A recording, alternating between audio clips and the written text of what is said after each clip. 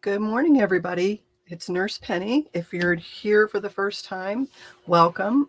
We are covering, in our book club, we're covering The Return of the Gods by Johnathan Cahn. If you want to buy the book, make sure you're buying the one that says Johnathan Cahn, because on Amazon, if that's where you buy it, on Amazon, there is a book that looks exactly like this, but it's not by Johnathan Cahn. And so I don't want you to fall into spending money that you don't need to spend. Um, it's been an interesting week since we last talked. I made a new friend, um, Tracy Beans. I don't know if you guys know Tracy Beans, but she does the Uncover DC podcast. And she had mentioned in her podcast, it's kind of an interesting story. So what had happened was she was doing her normal Monday, Wednesday, Friday morning podcast, and I don't need these glasses. And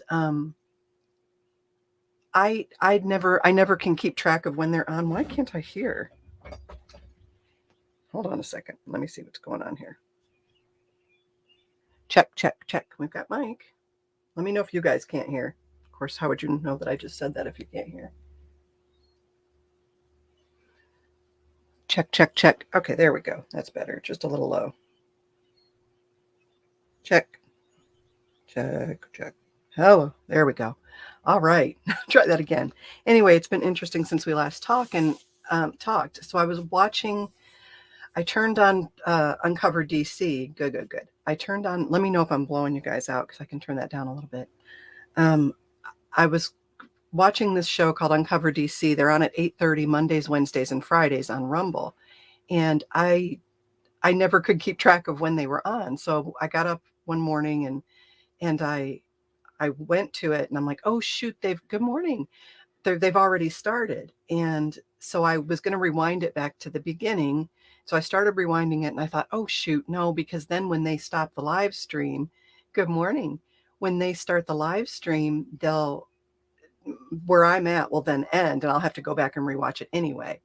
So I paused it where I had stopped rewinding and I meant to go forward and I accidentally hit play.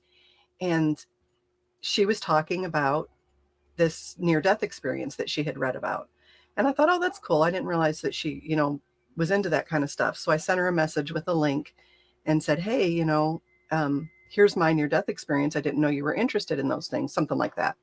So an hour later, my husband messages me and he says, hey, I got a message from this lady. Do you know who she is? And I didn't know the lady's name. And the message she sent him was a picture of a Twitter post that Tracy had put up that said, Penny Witt wrote, I need you to contact me. And she gave me all the information and everything.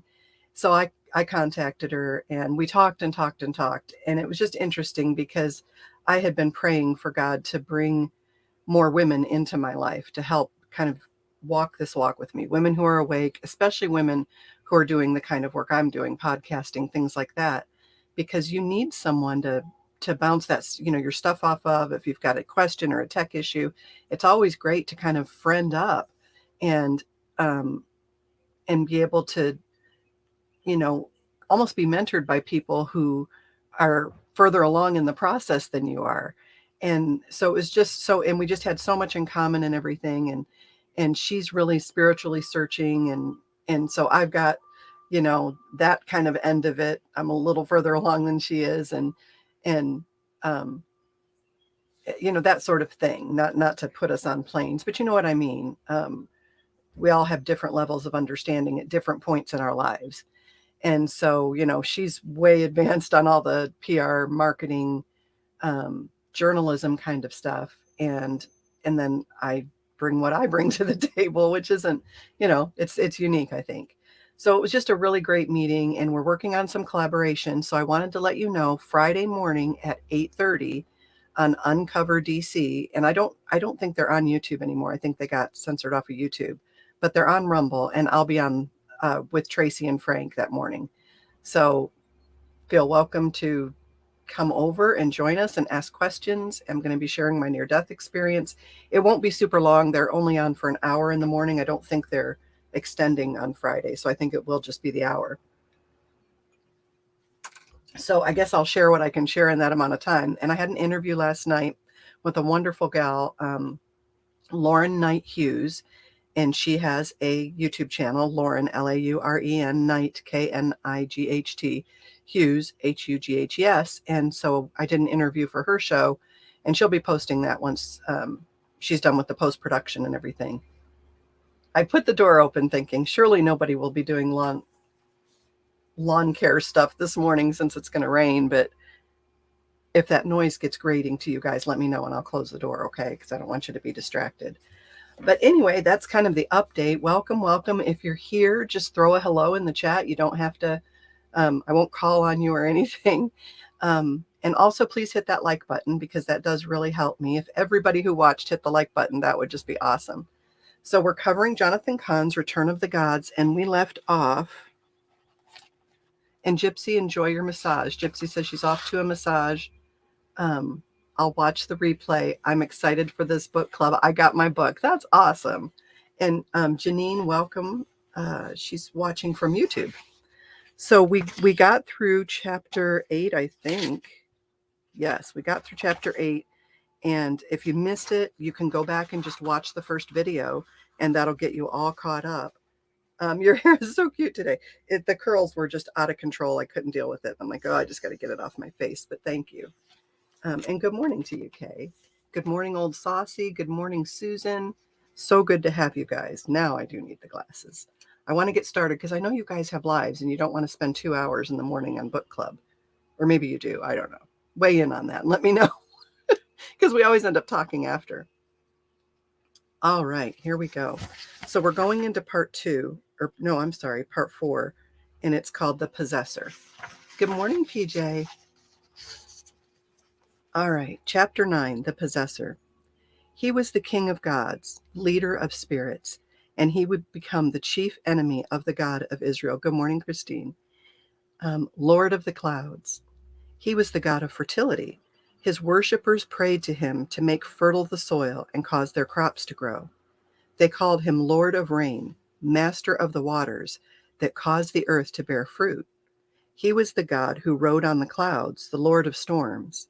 He was the one who hurled down bolts of lightning on the earth. If he prospered, the land prospered. If he languished, so did the people. He was a warrior. He would enter into battle with his fellow gods over and over again. In the end, though, he would reign supreme over his pantheon. It was the role he played with regard to the nation of Israel for which he is most known and notorious, and it was that role that concerns us with regard to the mystery. The Master. He was called Baal, chief god of the Canaanite pantheon. His name can be translated as Lord, Owner, and Master.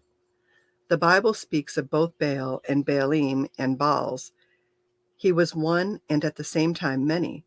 Nations, regions, and cities each had their own Baals.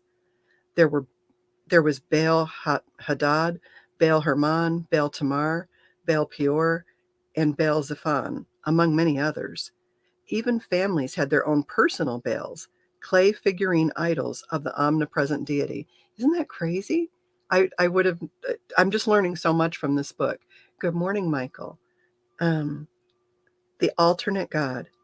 It was not long after the Israelites settled the promised land that they began turning away from God. Then the children of Israel did evil in the sight of the Lord and served the Baals, and they forsook the Lord God of their fathers, who had brought them out of the land of Egypt, and they followed other gods from among the gods of the people who were all around them, and they bowed down to them. Baal promised the Israelites fertility, fruitfulness, increase, gain, and prosperity. Thus, as they began cultivating the land, the temptation to invoke his powers proved more and more compelling. Many Israelites turned away from God to follow him. He was so prominent that when the Bible mentions his name, along with those of other foreign gods, he is almost always mentioned first. To the people of Israel, he was the head of the other gods and was himself the quintessential other god. In the 9th century BC, the worship of Baal had made such inroads into Israel's culture and state that those who refused to join it were persecuted, hunted down, and killed. It was over the worship of Baal that the prophet Elijah rose up against the apostate King King Ahab, and his co-regent Jezebel. Years later, after the nation's destruction, the scriptures would cite Israel's worship of Baal as central among the reasons for the calamity.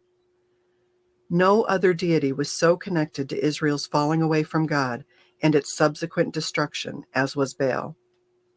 Baal and Zeus. In later days, Baal, in his incarnation as Baal Shaman or Baal Shamim, was identified with the god Zeus, head of the Greek pantheon. An ancient Nabatean text says this: they regarded as God the Lord of heaven, calling him Baalsman, which in the Phoenician language, Lord of heaven, and in Greek, Zeus. Syriac writers referred to Baal Shemin as Zeus Olympios. Both gods appeared as idols, standing in the same position, with arms lifted up, ready to hurl a thunderbolt to the earth. Zeus was presented as Zeus Belus, or Belus, I think that's right, and Jupiter as Jupiter Belus, which could be translated respectively as Zeus Baal and Jupiter Baal. And so, when the gods were cast out of the Greco-Roman world, Baal Shemin, or Jupiter Belus, was one of the exiled deities, the anti-god. To the nation of Israel, Baal was the embodiment of paganism and all pagan gods. He was the epitome of all that was not God and all that warned against him. Baal was the other God, the substitute God, the instead of God. He was Israel's anti-God. He was the God that Israel turned to when it turned away from God. He was the God who separated Israel from its God, who drew it away, who made it forget the God of its foundation. So if Baal was the God of the turning away, the God of the falling, the apostasy God, what would happen if he returned to the modern world? What would happen if he came back to possess a nation, a civilization? What would happen if Baal came to America? Good morning, Miss Debbie.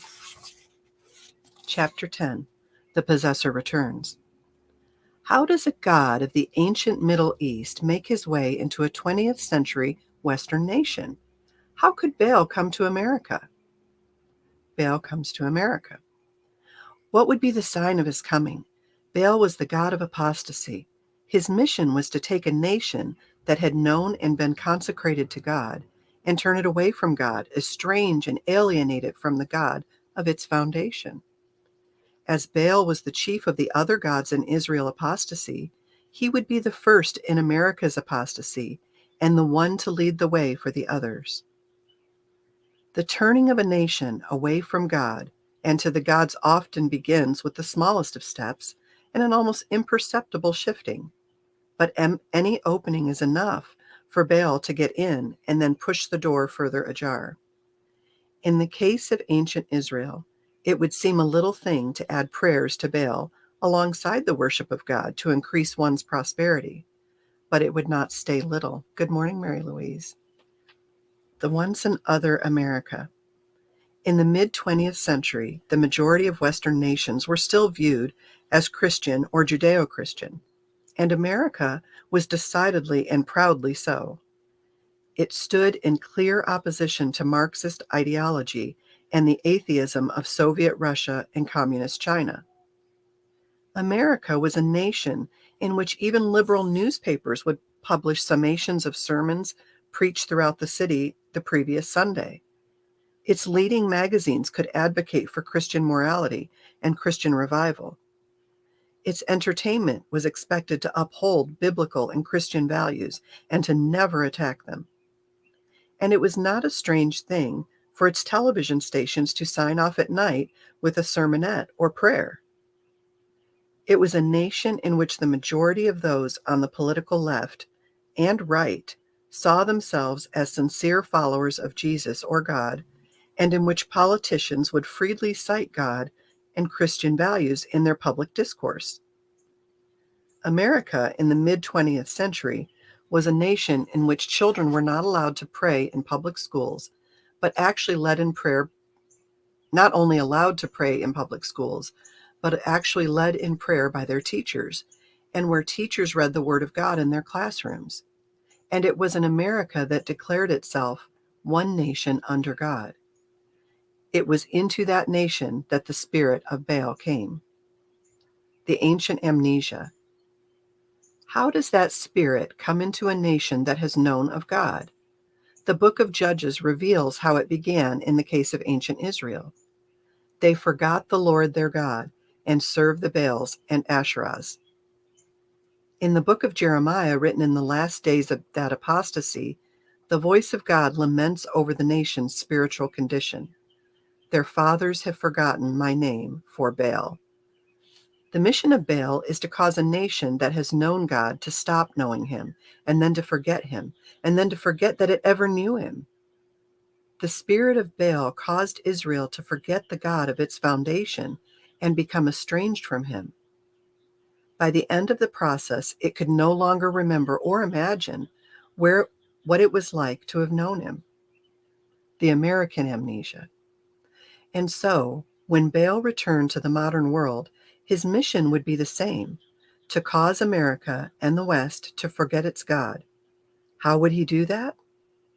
After the destruction of Israel or Samaria in 722 BC, the Bible gave a requiem for the fallen kingdom. And they rejected his statutes and his covenants that he had made with their fathers, and his testimonies, which he had testified against them. They followed idols, became idolaters. So they left all the commandments of the Lord their God, made for themselves a molded image and 2 calves, made a wooden image, and worshipped all the host of heaven, and served Baal.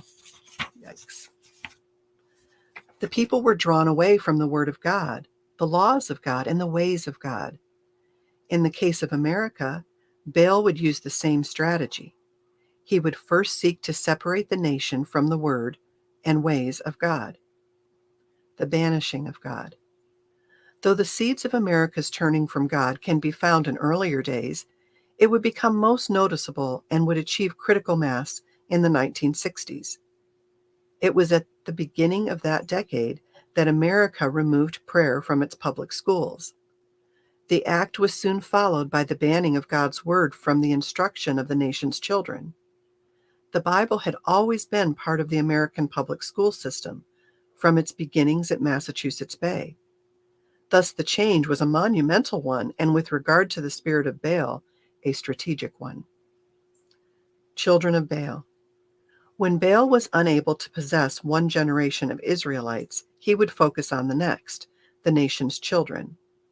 Since children represent the future, if he could take hold of America's children, he could take hold of America. So by removing prayer and the word from the education of America's children, he was weakening the transmission of faith to the next generation. He could then separate the entire nation from prayer, from the word, and from faith. By causing God's ways to become alien to the nation's children, he could cause the alienation of America from God. The Baalization of America. Baal's American agenda was not limited to its school system. It would permeate every sphere of American culture. Its major newspapers would no longer publish summations of the past Sunday's sermons. Its leading magazines would no longer endorse Christian values. Its entertainment would no longer uphold biblical morality. Its politicians would speak less openly of Christian values, and its television stations would no longer promote prayer or present the ways of God in a positive light, but would now war against them. Praying to God or mentioning the name of Jesus in the public square would be increasingly viewed with hostility. The nation was becoming increasingly alienated from the ways of God. A war of tablets. The law that God gave Israel was a safeguard against the gods and the ways of paganism. The very first of the 10 Commandments was, "You shall have no other gods before me." So for Baal to gain possession of Israel, he had to separate the people from the law of God as it was summed up the 10 Commandments. The writer of 2 Kings confirms what happened. So they left all the commandments of the Lord their God. The 10 Commandments and the law were also at the foundation of Western civilization. In the case of America, they were specifically cited as the cornerstone on which the new society was to be built. So for Baal to gain possession of America, he would do just as he did to ancient Israel. He would cause them to put away the Ten Commandments and depart from the ways of God. So in 1980, the Supreme Court ruled that it was no longer legal to display the Ten Commandments in public schools. They were what the American school system had once taught and lifted up as the nation's moral foundation. Now it was illegal to even make them visible in public. But the conflict would not end in the halls of America's public schools. The nation would strike down the Ten Commandments more than once. The Ten Commandments would come under governmental judgment and be banished from the public square. The schizophrenic nation. Baal had turned Israel in upon itself. He caused the nation to war against its own foundations. His fingerprints could now be seen on an America at war with its own foundation. The fingerprints of the ancient God could be seen in the Supreme Court, which had ruled against the display of the Ten Commandments, and yet displayed the Ten Commandments on its very walls. They could be seen in the presidential inauguration as the president-elect placed his hand on the Bible to swear the presidential oath, and then, upon becoming president, enacted laws and policies that warred against the ways of the Bible upon which he swore. They could be seen in the nation's school system, which instructed the nation's children against the very ways for which that school system had come into existence. And they could be seen on the nation's currency, which was increasingly used to eradicate God's presence and ways from American public life, and upon which were written the words, "In God we trust." Baal had done to America as he had done to Israel. He turned it in against itself. It had become, as had Israel, a civilization in spiritual schizophrenia. The end of Christian America. Since the word and law of God served as safeguards against the gods and paganism, their removal opened the door for the gods to come in unhindered. America had removed from public view the commandments against worshiping other gods. Now it could do so. It had removed the commandments for forbidding sexual immorality. Now it could embrace it. It could now indulge in all that the commandments had warned against. Once the word of God was removed, there was nothing left to hold back the nation's fall, no absolute standard. The guardrails were down. There was now nothing to stop what would soon follow. The nation was left wide open to the subjection and dominion of the gods. The America where prayer and God's word were imparted to its children, where scripture was revered in its media and culture, and where the ways and precepts of God informed its laws and national policies and were proclaimed in the public square, was no more. Observers would now write of the end of Christian America. Baal had succeeded. America was going to be altered beyond recognition. And I don't know how old you guys are, but do you guys remember the Time magazine? I remember that cover so vividly. Is God dead, or something to that effect? But is God no longer God? And it was shocking to me as a child to see that on the cover of a magazine. According to the parable, an empty house is a dangerous thing. America had emptied itself of God. It would not remain empty. Others would come in. Chapter 11, An Exchange of Gods.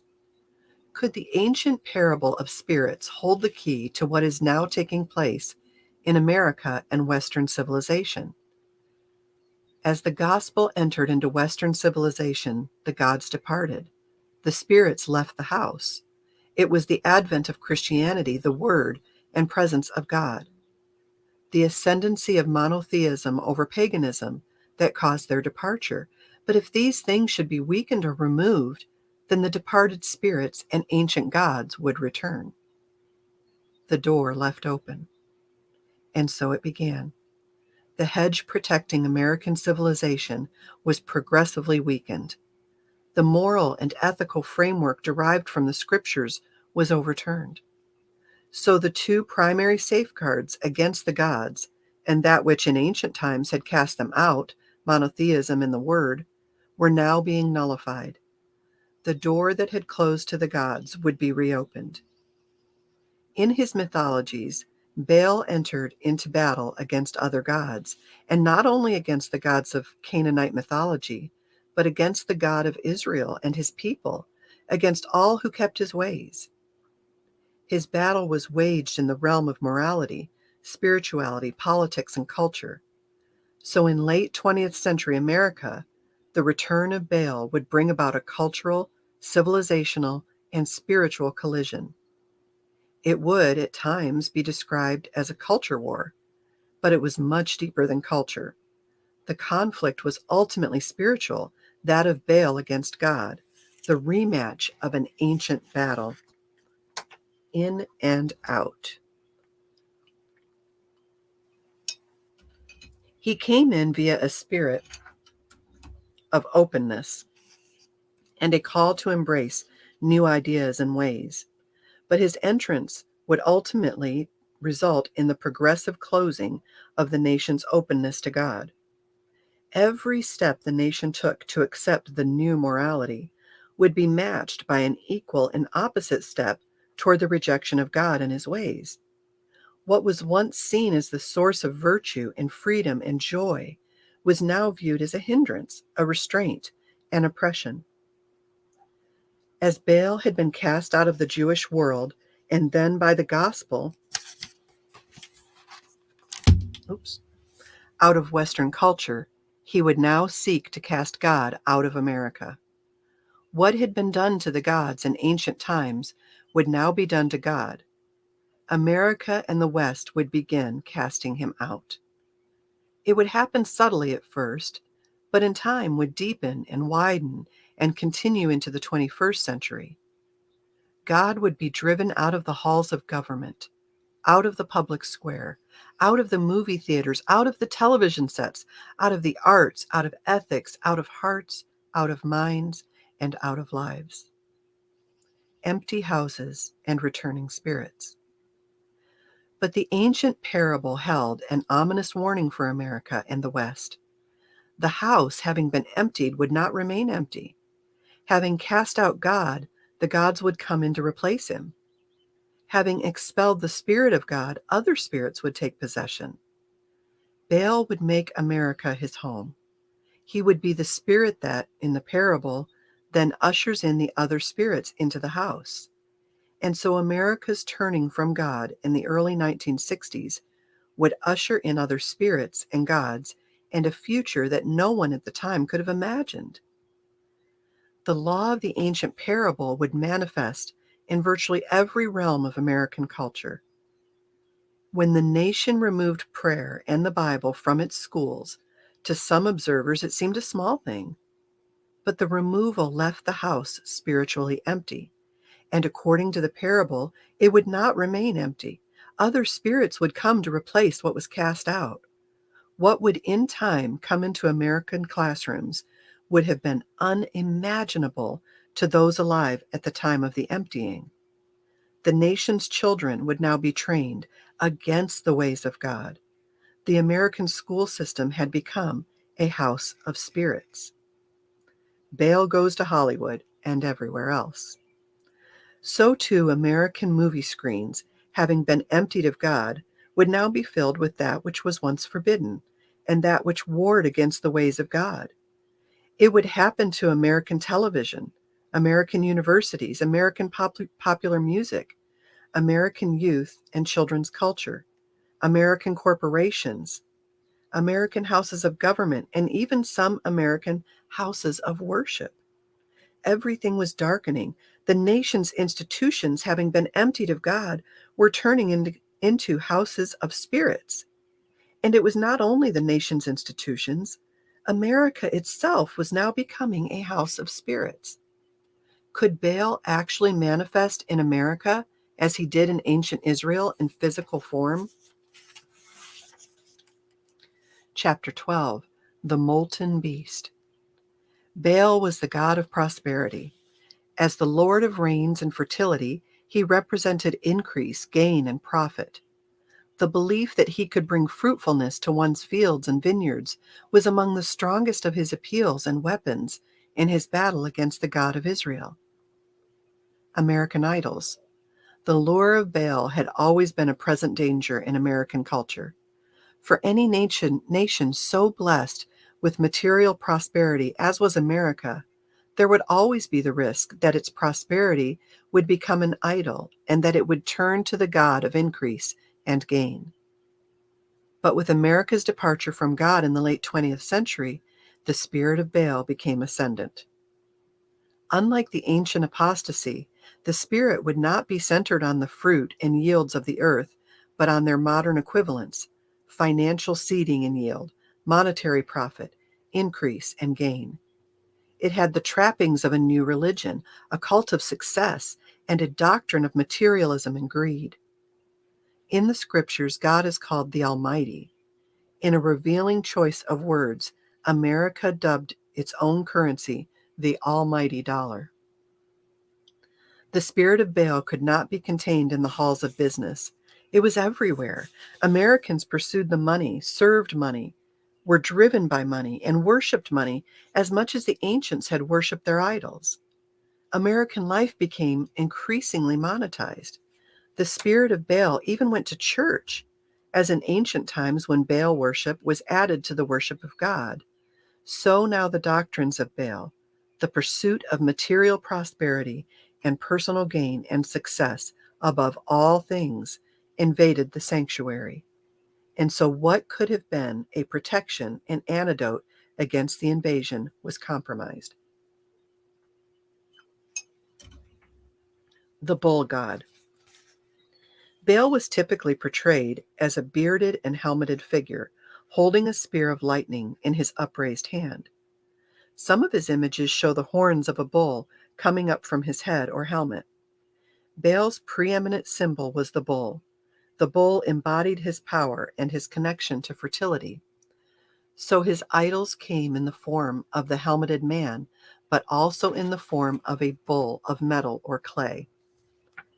It was America's financial realm, and in particular its stock market, and more in particular Wall Street, that epitomized the unadulterated pursuit of money. It was there that the spirit of Baal, as it related to a nation's yield and prosperity, most clearly manifested. The prosperity of the stock market had long been tied to the prosperity of America as a whole. It was therefore striking that the symbol that had come to embody the prosperity of the stock market and America was the bull. Of course, the bull did not come to Wall Street because anyone was seeking a connection with Baal. Nevertheless, it did come, and the fact that the symbol of American prosperity was the same ancient symbol of national prosperity, and that it was so without any conscious intent, is even more striking.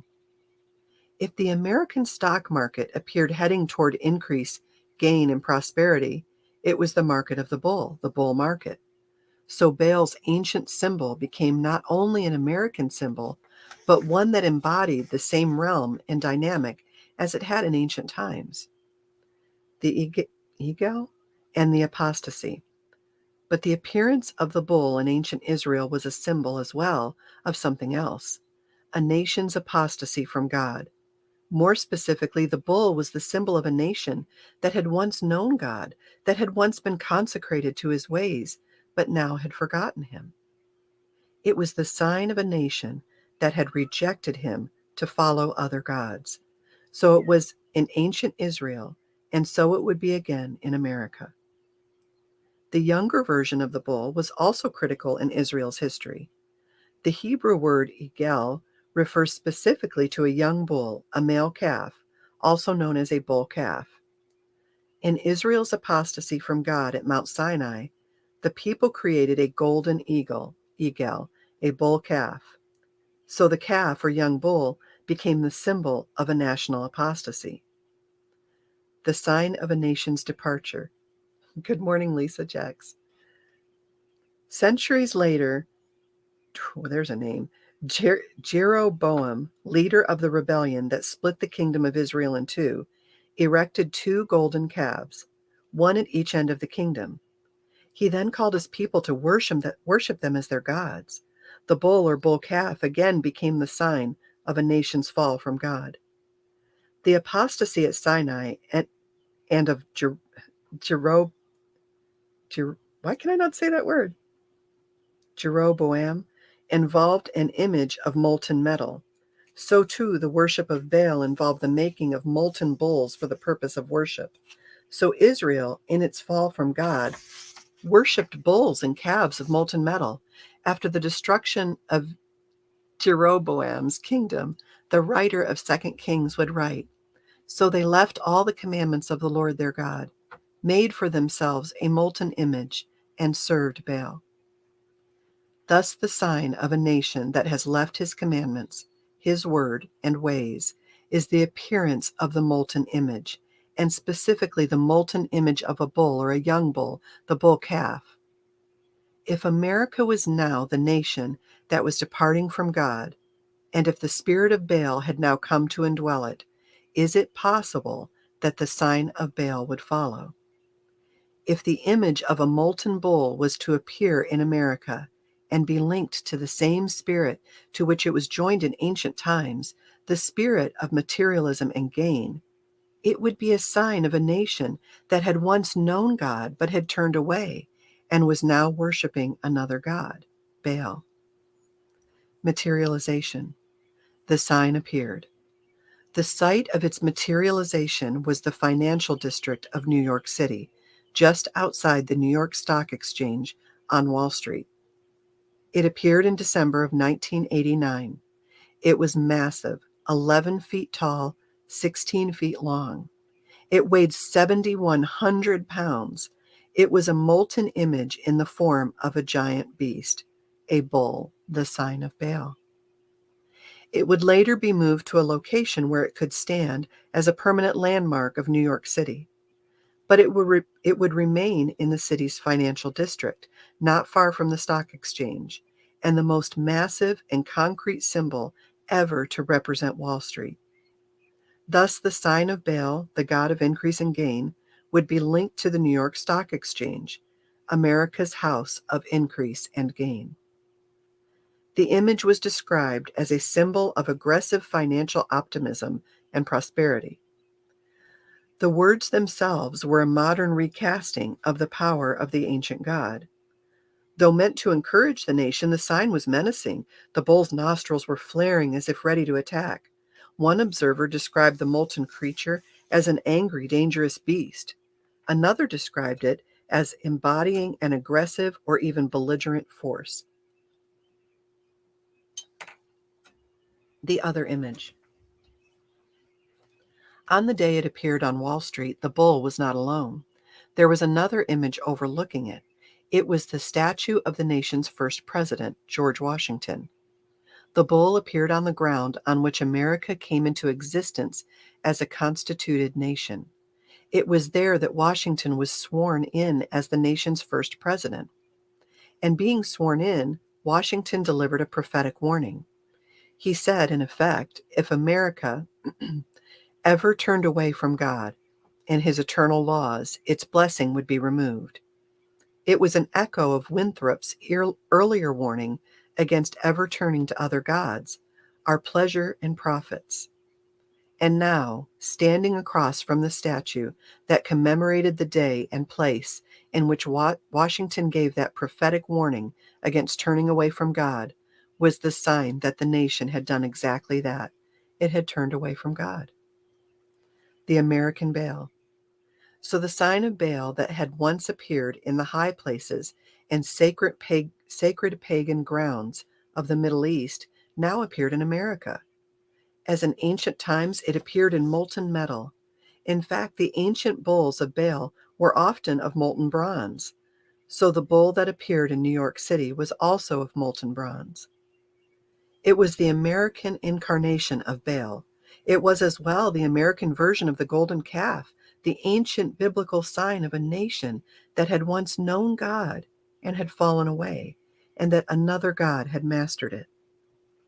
In ancient Israel, the molten bull constituted a tangible image and sign of the possessing god. But his impact and effect upon the nation was much deeper. What about the return of Baal to the modern world? What was his deeper impact on America and the West? It is that to which we now go as we uncover the paganization of America and modern civilization. Chapter 13, The Deep Magic. If a nation changes its God, the nation itself will be changed. So as America took from God to the spirit of Baal, a transformation took place. Turned from God. The ancient God began working his deep magic and set in motion the paganization of American and Western civilization. It would happen on a multitude of levels, some brazen or overt, others not as obvious but deeper, under the sacrifice and, in the end, even more profound and far-reaching. These were the deeper consequences of America's paganization. Gods, isms, and auras. When Israel turned from God, the land became filled with idols. It was not an accident. It's an unchangeable dynamic. The nation that turns from God will always turn to other gods, even if it never utters their names or erects their idols, even if it turns to atheism or a form of secularism. It will always be led to the worship and serving of other gods. The dynamic can be seen in communism, Nazism, fascism, and any other ism that seeks to drive out God. Other things will take on the aura and authority of godhood and seek to reign in his place. The reason is simple. When God is removed, the need to worship him remains, even in the modern world. And if that need is diverted from him, it will go elsewhere. If a nation or civilization turns away from deity, then all things become subject to deification. Or in other words, if nothing is God, then anything and everything is God. So it was not only that Israel turned to Baal, it also turned to Baalim, or the many Baals. Most Americans would never admit to turning to such things or creating idols, nor would they utter the names of the gods. Nevertheless, as did Israel in its fall, America now turned to worship its own American gods and fashioned its own American idol. Deification. As America turned from God, it began deifying the objects of its culture. The worship, the passion, and the energy that had once infused its devotion to God were now redirected to that which was not God. And that which was not God now became sanctified, empowered, and enchanted. Substitutes for God had always existed, but now, with the expelling of God, they began taking on the garb of deity. In the absence of God, there was nothing that could not be deified. One's God is that which is one's ultimate reality. Therefore, it cannot be questioned. So there now arose new movements, causes, ideologies, and systems of thought that could not be challenged or questioned, no matter how irrational they were, since they were now gods.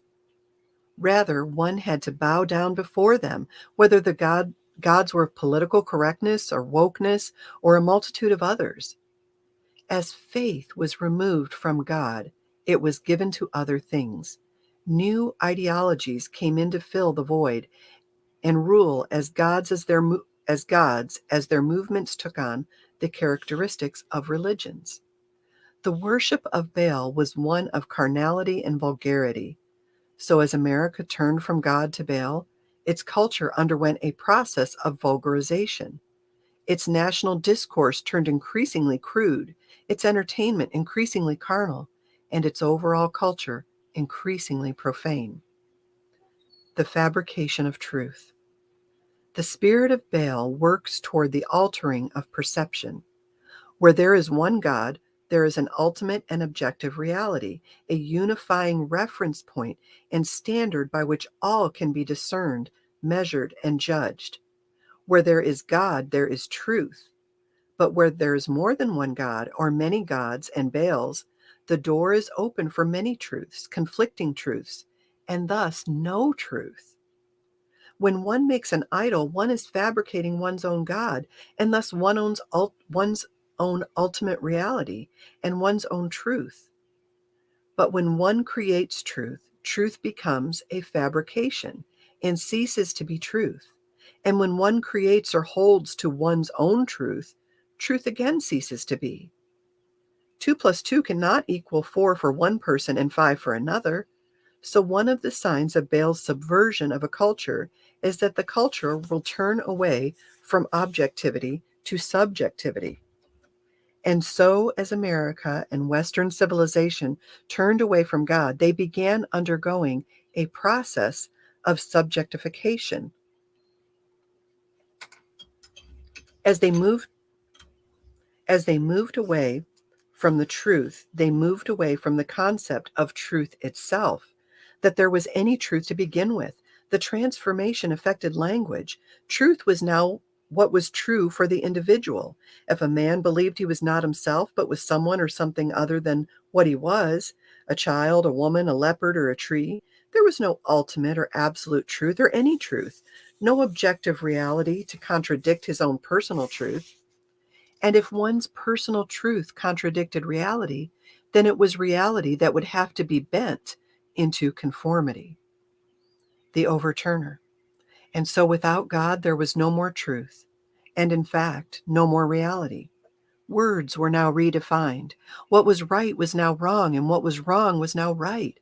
Values were altered, people were altered, and reality was forced to bend its knee before the new idols, or else become the clay to be molded into the image of the new gods.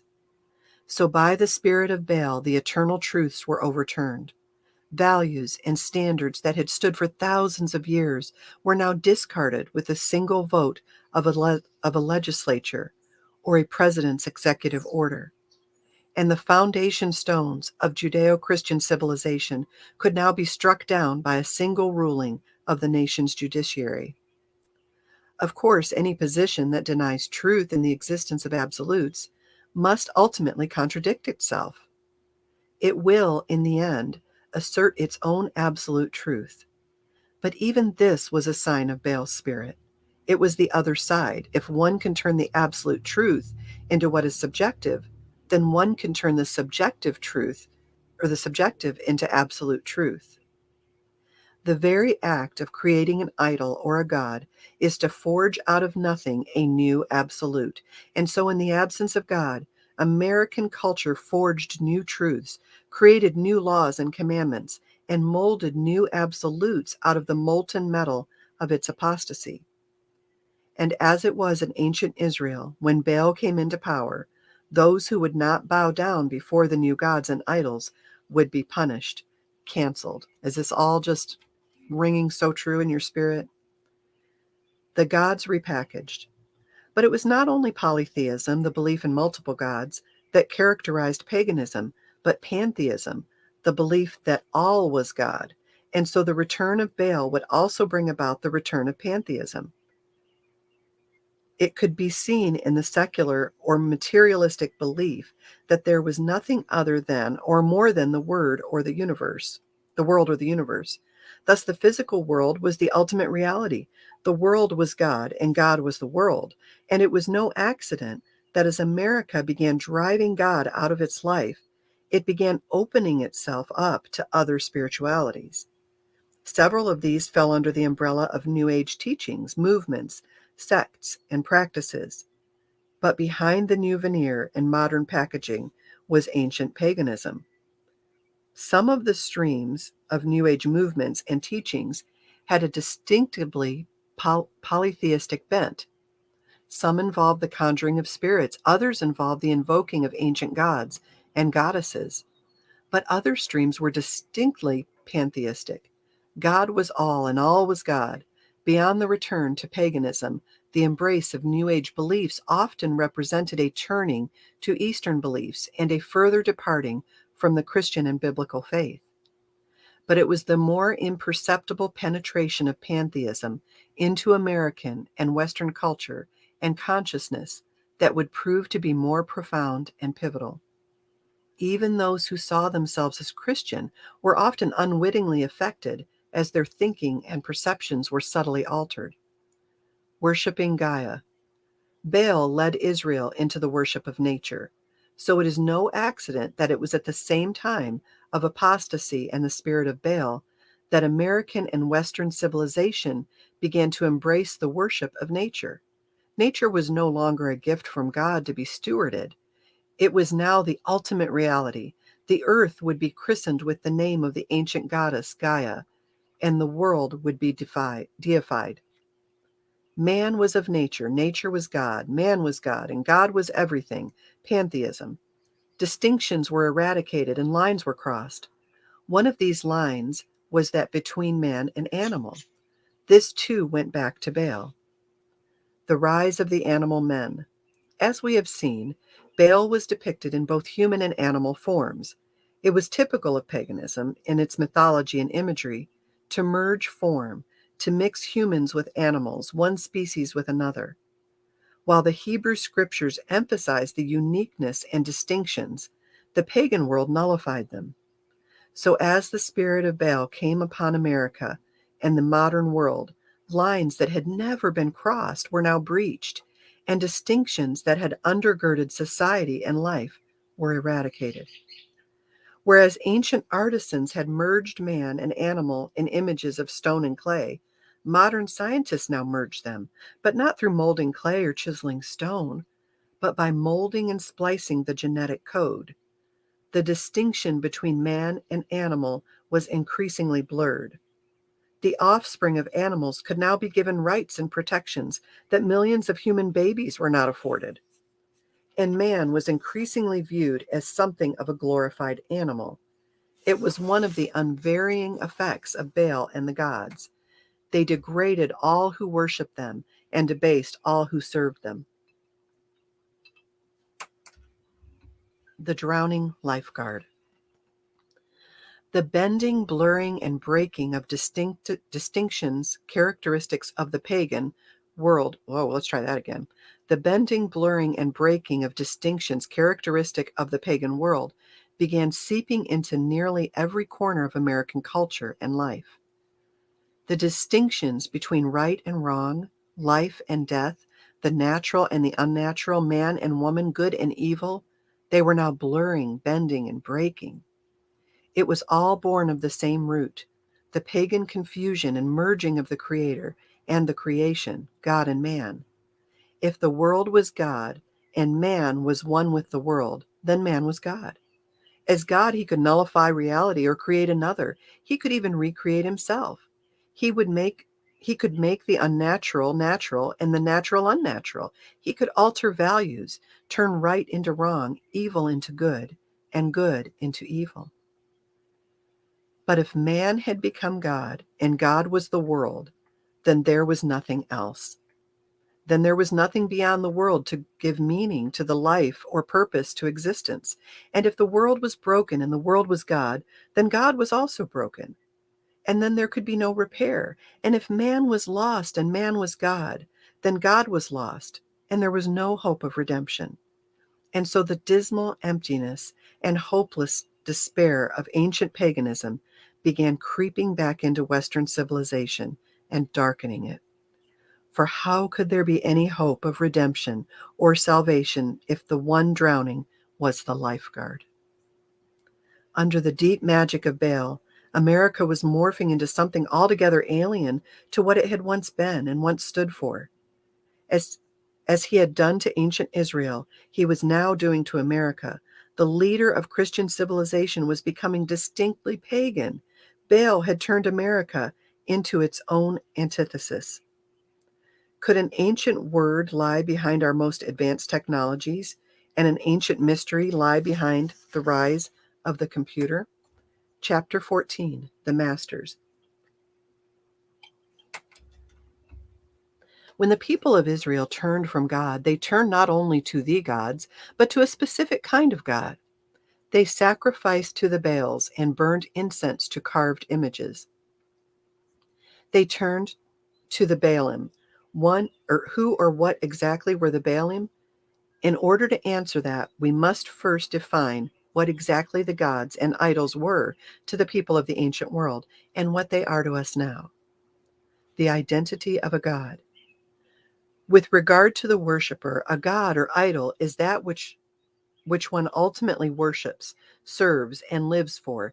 It is that which one most focuses and dwells on, and from which one takes the greatest joy. It is that which one most reveres and is led, moved, and driven by. It is one's ultimate reality and the purpose of one's life. So if one turns from God, there will always be another, a god or an idol. The Baalim. The Hebrew word Baalim literally means the Baals. The Baalim was Baal in his plural form. He had appeared in a multitude of forms and variations and was embodied by a multitude of idols. So Baal was manifested through the Baals. The word Baalim can also be translated as the lords, the owners, and the masters. If one turns away from God, one will end up serving the Baalim or one of the Baalim, a god or an idol that will end up becoming one's master, one's owner, and one's lord. Having turned from God, Israel became subject to the Baals, the new lords and masters. The Bible records that the Israelites served the Baalim. The Hebrew word translated as served also means to labor under, to be kept in bondage to be enslaved by. Their apostasy began with the promise of prosperity, fulfillment, and liberation, but it would end in bondage. Lords of America. So too for America. The lure of the Baalim was the promise that turning away from God would bring freedom and fulfillment. But instead, it led to enslavement, to the bondage of the Baalim, and as in ancient times, the Baalim appeared in a multitude of forms. So Americans now served and were mastered by the Baals of money, pleasure, success, acceptance, sexual gratification, addictions, work, comfort, the internet, self-fulfillment, self-obsession, and countless other gods and idols, the Baals of the modern world. Good morning, Enlighten. Instead of freedom, Americans saw their culture becoming increasingly driven, restless, conflicted, obsessed, and addicted. And the further the nation moved from God, the more powerful the Baalim became. To America, devoid of God, the pursuit of money and success became an unbridled spirit that possessed millions. With Americans devoid of God, the pursuit of pleasure led to a multitude of addictions and self-destruction. The altars of Baal. The Israelites offered up sacrifices to the Baalim. So did the Americans. For the Baalim of money and success, they sacrificed much of their lives. For the Baalim of pleasure, they sacrificed their well-being, their health, their marriages, their families, and their children. The new modern Baalim were more than ruthless masters. They were deadly. Of Israel's fall to idols, the prophet Isaiah wrote, "Their land is also full of idols. They worship the work of their own hands." That was the irony of idolatry. They worshipped as gods the very thing that they themselves had created, the work of their own hands. They had created their own Baals. The Mars Hill Mystery. When the Apostle Paul came to Athens, a city filled with gods, altars, and idols, his spirit was, as recorded in the book of Acts, provoked within him when he saw that the city was given over to idols. When he later stood on Mars Hill before the city's leaders, he addressed the worship of idols. Therefore, since we are the offspring of God, we ought not to think that the divine nature is like gold or silver or stone, something shaped by art and man's devising. He was using the same argument presented by the prophets. They were worshiping that which they themselves had devised, what their own hands had made. In speaking of the creation of idols, the apostle used the Greek word techne, I guess, T-E-C-H-N-E. From that word, linked to the idols of man, we got the modern word technology. In other words, technology comes from a word used in Scripture in connection with the idols. The high-tech idol. Are we in that now or what? America was largely responsible for ushering in the age of high technology and for creating the modern computer. The computer represented the most sophisticated and advanced work of man's hands, the most advanced form of man's technique, and in the age of apostasy, it has become among the most powerful of man's idols and the most complex of the Baalim. Under the spirit of Baal, the Israelites worshipped and served the works of their hands. Under the spirit of Baal, America did likewise. The ancient idols were deaf, blind, and mute, unable to move or act, but the high-tech idols of the modern world were more powerful. They could see, hear, and speak, and do almost anything. And each generation became more attached to them, more plugged in, and more addicted to them than the generation before. And each found it harder to break free of their spell. The breach of reality. In the pagan world, it was not only the god who was worshipped, but the idol, the image of God, or the image of the god. The idol and the god were one. Image became reality. Reality became image.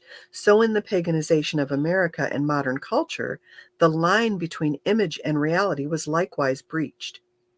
Image became reality, and reality became image.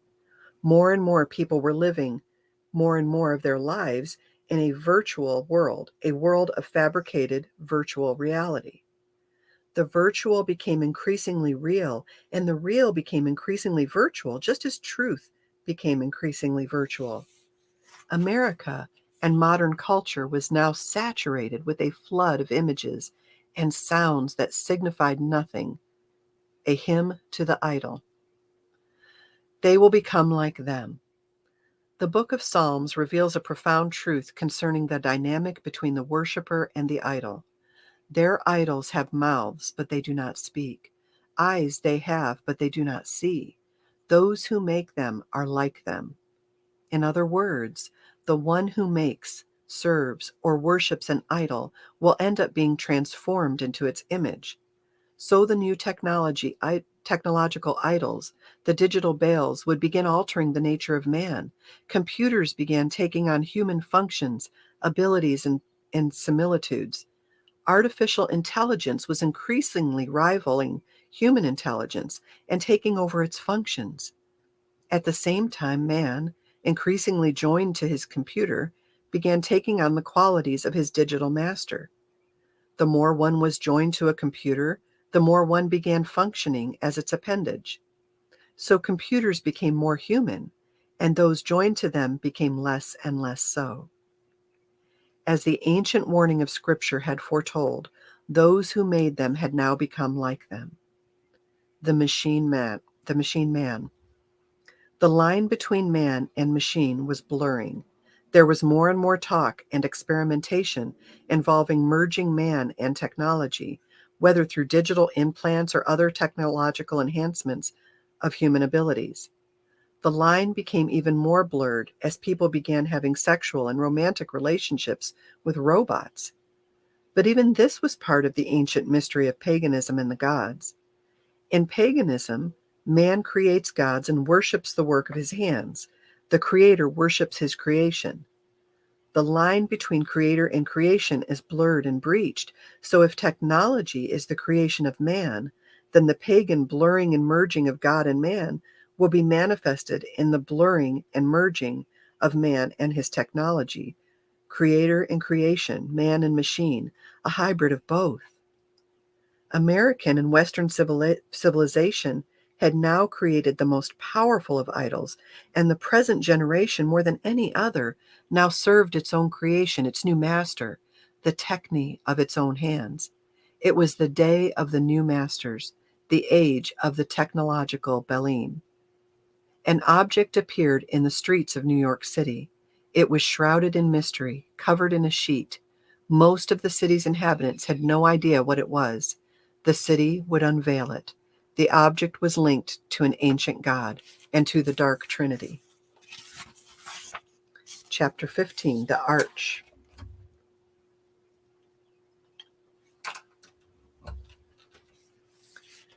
Beyond the molten bull, another sign of Baal appeared in America, and again in New York City, and on the day of its appearing, the city would hold a celebration in its honor. Baal's role in Israel's fall was critical. The nation would be destroyed, but Baal would go on. He was worshipped throughout the Middle East up to the first centuries of the present age. In the first century, in the city of Palmyra, in what is now Syria, a temple was built for his worship.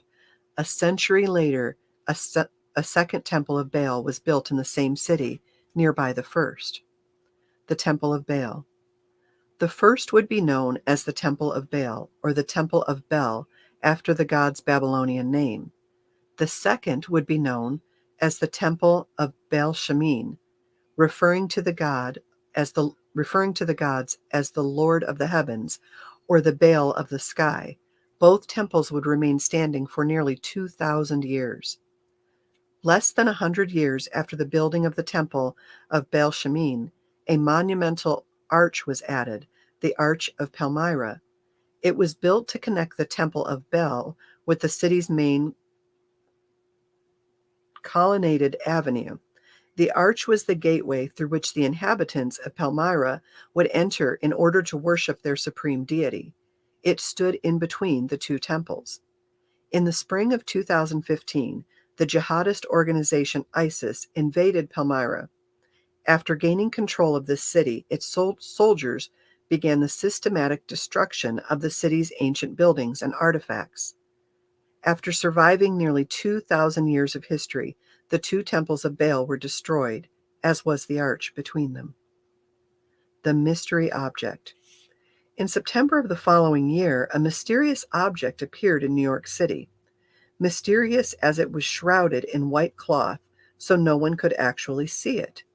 It was massive, nearly 11 tons of Egyptian marble, and rising nearly 20 feet from the ground. It was an arch, a massive recreation of the arch that led to the Temple of Baal. It had appeared in London and would later appear in other Western cities, including Washington, D.C. But the appearance of the arch that had served as the entranceway to Baal's temple in New York City was especially significant, for New York City had played a central role in America's apostasy from God, and in many ways served as the capital of that fall. It had functioned as a conduit for Baal's entrance into American civilization. City of Baal. And it was New York City in which stood America's modern equivalents to the temples of Baal, its houses and monuments of materialism, increase, and gain. It could even be said that New York City was itself a spiritual temple of Baal. Even the location of the arch within the city was significant. It was erected in Lower Manhattan at the entrance to the city's financial district. Nearby was Wall Street, the New York Stock Exchange, and the other sign of Baal, the molten bull of Wall Street.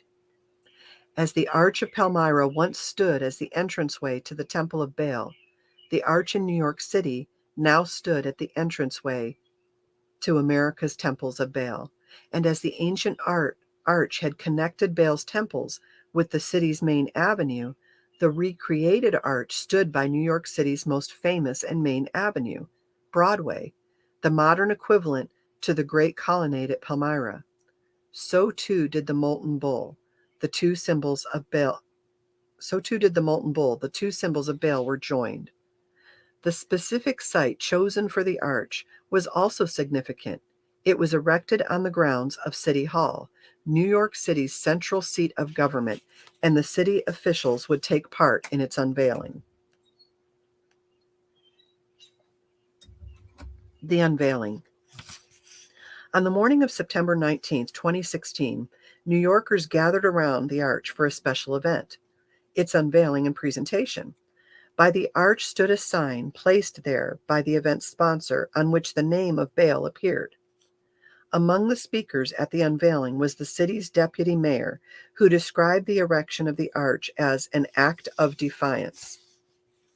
Providing the ambiance for the event was a band playing Middle Eastern music evocative of the sounds that would have accompanied the music played in ancient times in the Temple of Baal. It was to those Middle Eastern sounds that the massive sheet covering the object was pulled away, and the arch revealed to the applause of the gathered spectators. Baal on Capitol Hill.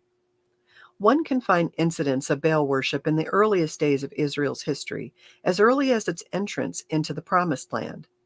The incidents served as a warning of the greater apostasy that would come in later times. So too America's relationship with Baal, and even with his temples in Palmyra, began long before the Arch of Palmyra appeared on its shores. In 1753, after an expedition to the Middle East to Palmyra, the British scholar Robert Wood published The Ruins of Palmyra. The book would influence English and American architects of the era. It is believed that through that book, the elements of the ancient temple of Baal in Palmyra were incorporated into the U.S. Capitol building. It is also believed that from one of the drawings in that book, that of an eagle from one of the temples of Palmyra, came the Great Seal of the United States. As with Israel, so with America, the potential for national apostasy was there from the beginning, the shadow of Baal embedded in the nation's spiritual DNA. America had been conceived after the pattern of ancient Israel, and so if it turned away from God in that day, the spirit of Baal would enter in, and now it had. Baal's portal. Good morning, Dawn. And so the nation that had turned to Baal received the sign of Baal in the form of a massive stone arch. The entranceway to Baal's temple was placed at the entranceway to American civilization. And that arch would appear in other Western capitals, and that the arch would appear in other Western capitals was also a sign. The civilization that had once identified itself with the faith of ancient Israel was now being marked with the sign of Baal, the god by which Israel had fallen away from its faith, the sign of a civilization now waging war against the ways of God. The arch was the gateway to and from the worship of Baal. Its reappearance was the sign of a nation and a civilization that had given him a portal and welcomed him back, a sign that the nation and that civilization had now become a temple of Baal. Could an ancient event that took place by a desert mountain contain a prophetic revelation and a critical warning concerning what is now taking place in American and Western civilization? And could that revelation and warning be embedded in the walls of the American government? Chapter 16, The Golden Calf Civilization.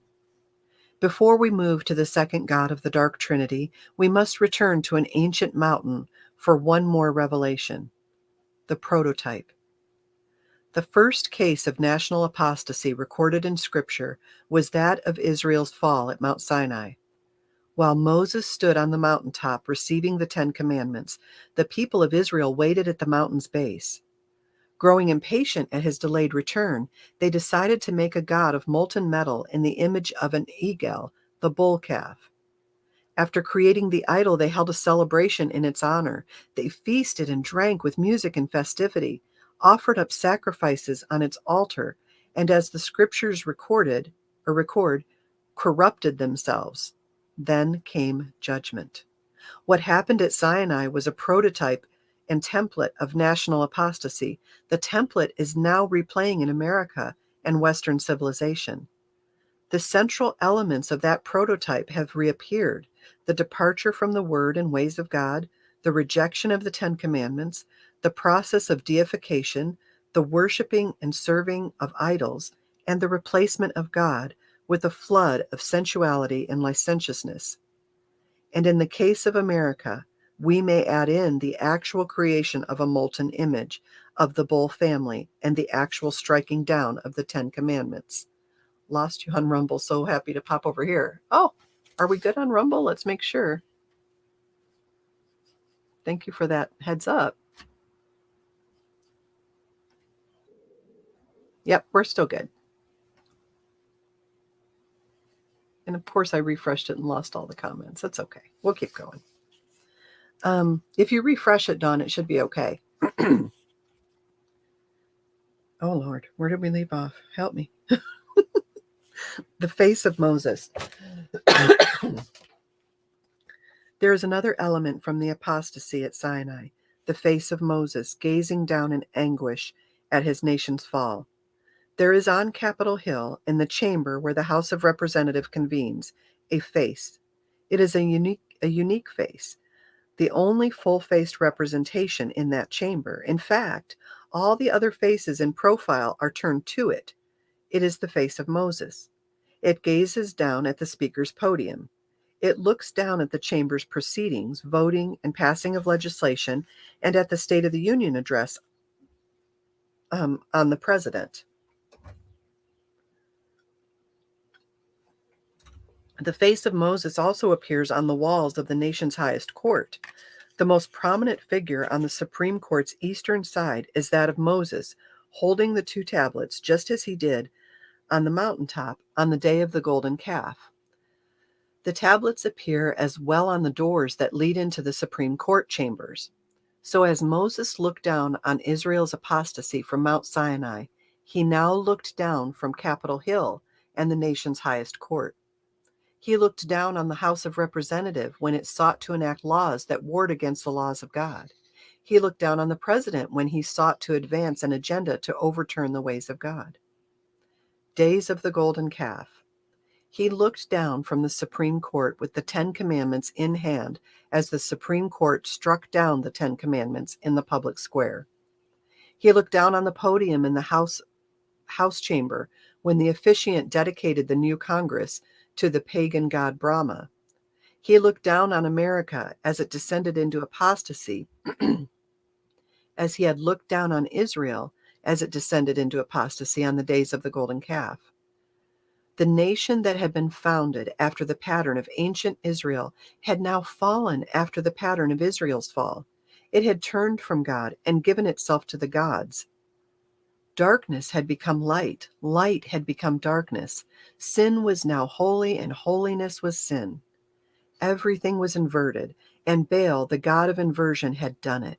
He had worked his dark magic, and the words of the prophets concerning ancient Israel now spoke to America and Western civilization. They had forgotten his name for Baal. That which had been consecrated to God at its inception was now possessed by his enemy, for it could not be forgotten that the name Baal also meant the possessor. Baal was the first. He opened the door, but he was not alone. He had a wife or mistress. We now move to the next of the returning spirits, the second god of the dark trinity, and the mystery of the enchantress. I was going to stop here, but I'm going to go on. If you guys get tired, you can just, of course, drop off and come back and watch later. Part 5, The Enchantress. Chapter 17, The Enchantress. The second god of the dark trinity was a she.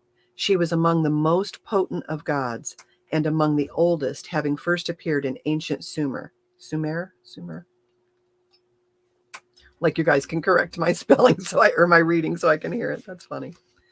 The goddess. She was so important among the gods of the ancient Middle East that she was given the title Queen of Heaven. She was joined to the celestial lights, to the moon, which some of her mythologies name as her father, and to the sun, which was often named as her brother. But it was another celestial light with which she was most associated, Venus. She was the goddess of sexuality. It was because of that connection that the planet Venus is associated with love. She was also the goddess of war and destruction. She was fiery, impetuous, impulsive, greedy, emotional, demanding, stormy, fierce, carnal, given to rage, romantic, vindictive, full of unbridled passion, insatiable sexual desire, and boundless pride. If denied the object of her desires, or if offended, she would become vengeful and violent and could wreak havoc and destruction. The transgressor. She was the breaker of rules, the trespasser of boundaries, and the transgressor of standards and convention. She would demand that which belonged to others. In one myth, when the gods were unaware, she stole their sacred possessions. In another, she demanded entrance into the land of the dead, the underworld, and pounded on its gates, threatening to break them down if her will was refused. In another, she demanded that the gods give to her the bull of heaven to bring revenge on her enemies, and threatened that, if her demand was denied, she would release the dead into the world of the living. She was the goddess of prostitution. The prostitutes of ancient Mesopotamia looked to her as their patron and protector, and it was not beyond the goddess to take on the apprentice nature and function of the prostitute herself. Seductress. She was a seducer, a temptress, the goddess who captivated, allured, and snatched away. As the patron goddess of the tavern or alehouse, she was associated with the partaking of alcohol, particularly of beer. She dwelled in the taverns and there mixed sexuality with intoxication. In Sumerian mythology, her foremost lover was named Dumuzi. In Assyria and Babylon, he was known as Tammuz. It was her anger toward him that brought about his death. She then wept inconsolably over her loss, but she was never a faithful wife or lover. Tammuz was one of many. In the famous Mesopotamian poem, the Epic of Gilgamesh, the goddess even sought to seduce the story's hero, who responded by spurning her advances. She was the goddess of sexual promiscuity. Enchantress. Her images were everywhere, in clay idols and stone reliefs. She often appeared as naked or as a woman revealing herself. She often appeared next to her symbols, the moon or crescent, the sun, and her star, which is associated with the planet Venus. And she was often depicted in her function as goddess of war, brandishing weapons and entering into combat. It was undoubtedly because of this role that she was associated with the lion. It would often appear in her depictions as symbols of her ferocity and power. She was also an enchantress, a sorceress, a goddess of magic and spells. She specialized in love magic, the enchantment that conjured desire or that altered one's affections and behavior. She seized and possessed her worshippers. She moved and spoke through her priestesses, who served as her vessels. Priests and prostitutes. Her cult reflected her nature. Her worship was saturated with carnality, sensuality, and open sexuality. Ancient writings speak of her temples as akin to the house of prostitution. It is believed that every year, on the 10th day of the Mesopotamian New Year's festival of Akitu, the Babylonian kings would perform ritual sex acts in her temple. Whether these acts involved the consummation of sexual union, or rather a symbolic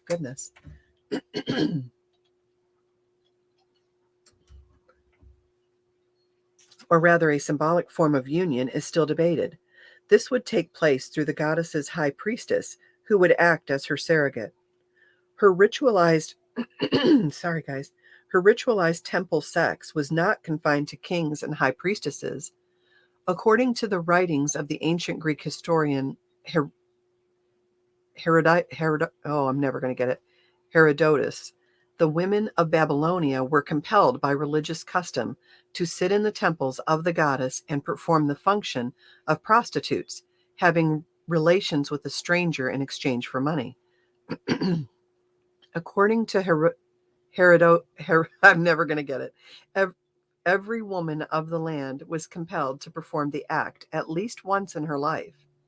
From such practices come the concept of sacred sex, temple prostitution, cult prostitution, and the sacred prostitute. All these were especially connected to Ishtar. Such things might be expected of a deity who was so linked to prostitutes or a prostitute herself. And yet it went still further. Even writers of ancient times, those familiar with the practices of her cult, described them as disgraceful and infamous. Her proclivity to flout convention and break rules would make her the goddess of those on the fringes of society.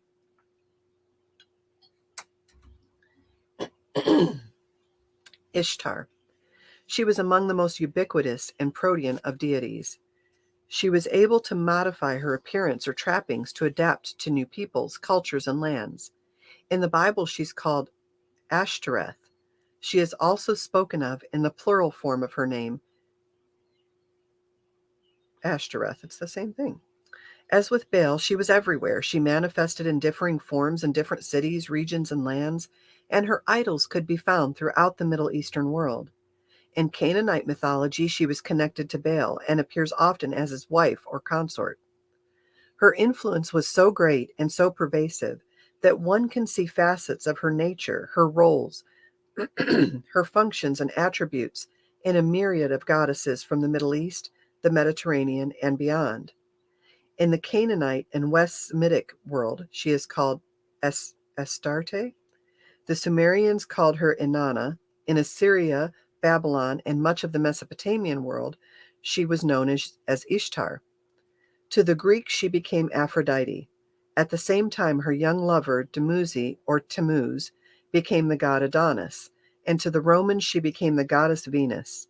Thus, the planet behind the star of Ishtar would be named after the goddess's Roman name. Ishtar in exile. We will refer to her as a single goddess in spirit. Though her other names will at times appear in this book, the goddess will most often be called by the most famous of her Mesopotamian names, Ishtar.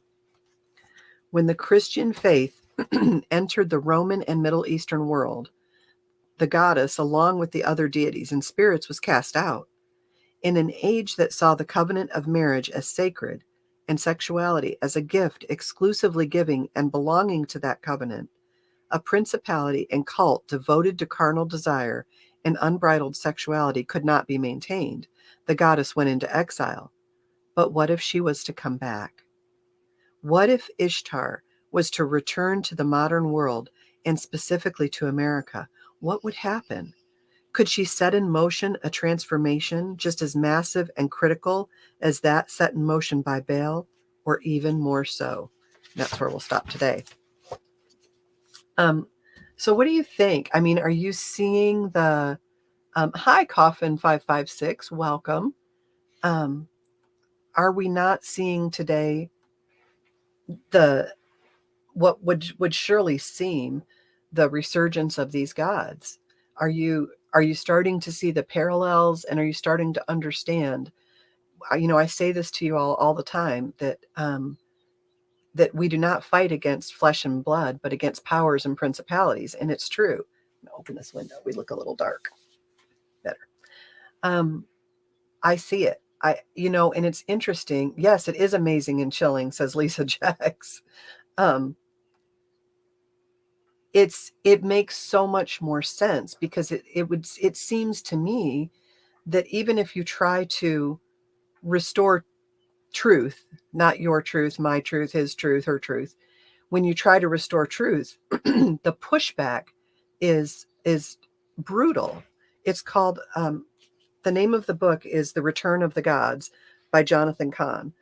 And we'll be going into chapter 17 next Tuesday. Normally, I know when people do book clubs, they do a chapter or 2 chapters at a time.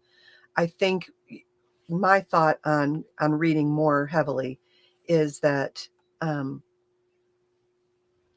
it takes more than 2 chapters to get people into the story and to get them attentive enough to be able to come back week after week. 2 chapters isn't enough to grab you. Some books maybe, but this book, no. So yeah, it's by Johnathan Cahn, who was an atheist and is now a Messianic Jew. And so I'm struck by how profound the similarities are. And as we get in, next Tuesday is going to be a big one, you guys, because it's really going to get into what we're seeing with, children becoming confused about who they are, and pushing them one direction or another. And why would we all say to ourselves, why would a parent do this? I don't understand why a parent would want confusion for their child. And we're going to see why. When you become, and I know the word possessed is, makes everybody think of the exorcism, but I want you to think of it a little bit differently. Have you never become, I like the word obsessed.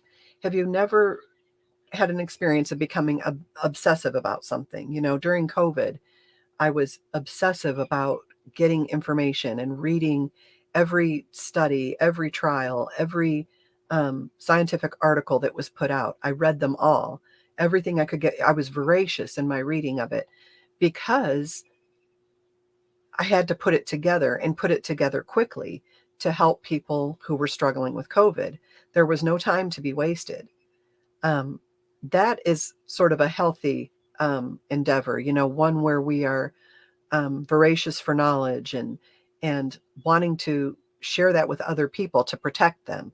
My biggest thing that I struggle with is kind of um, this sense of people are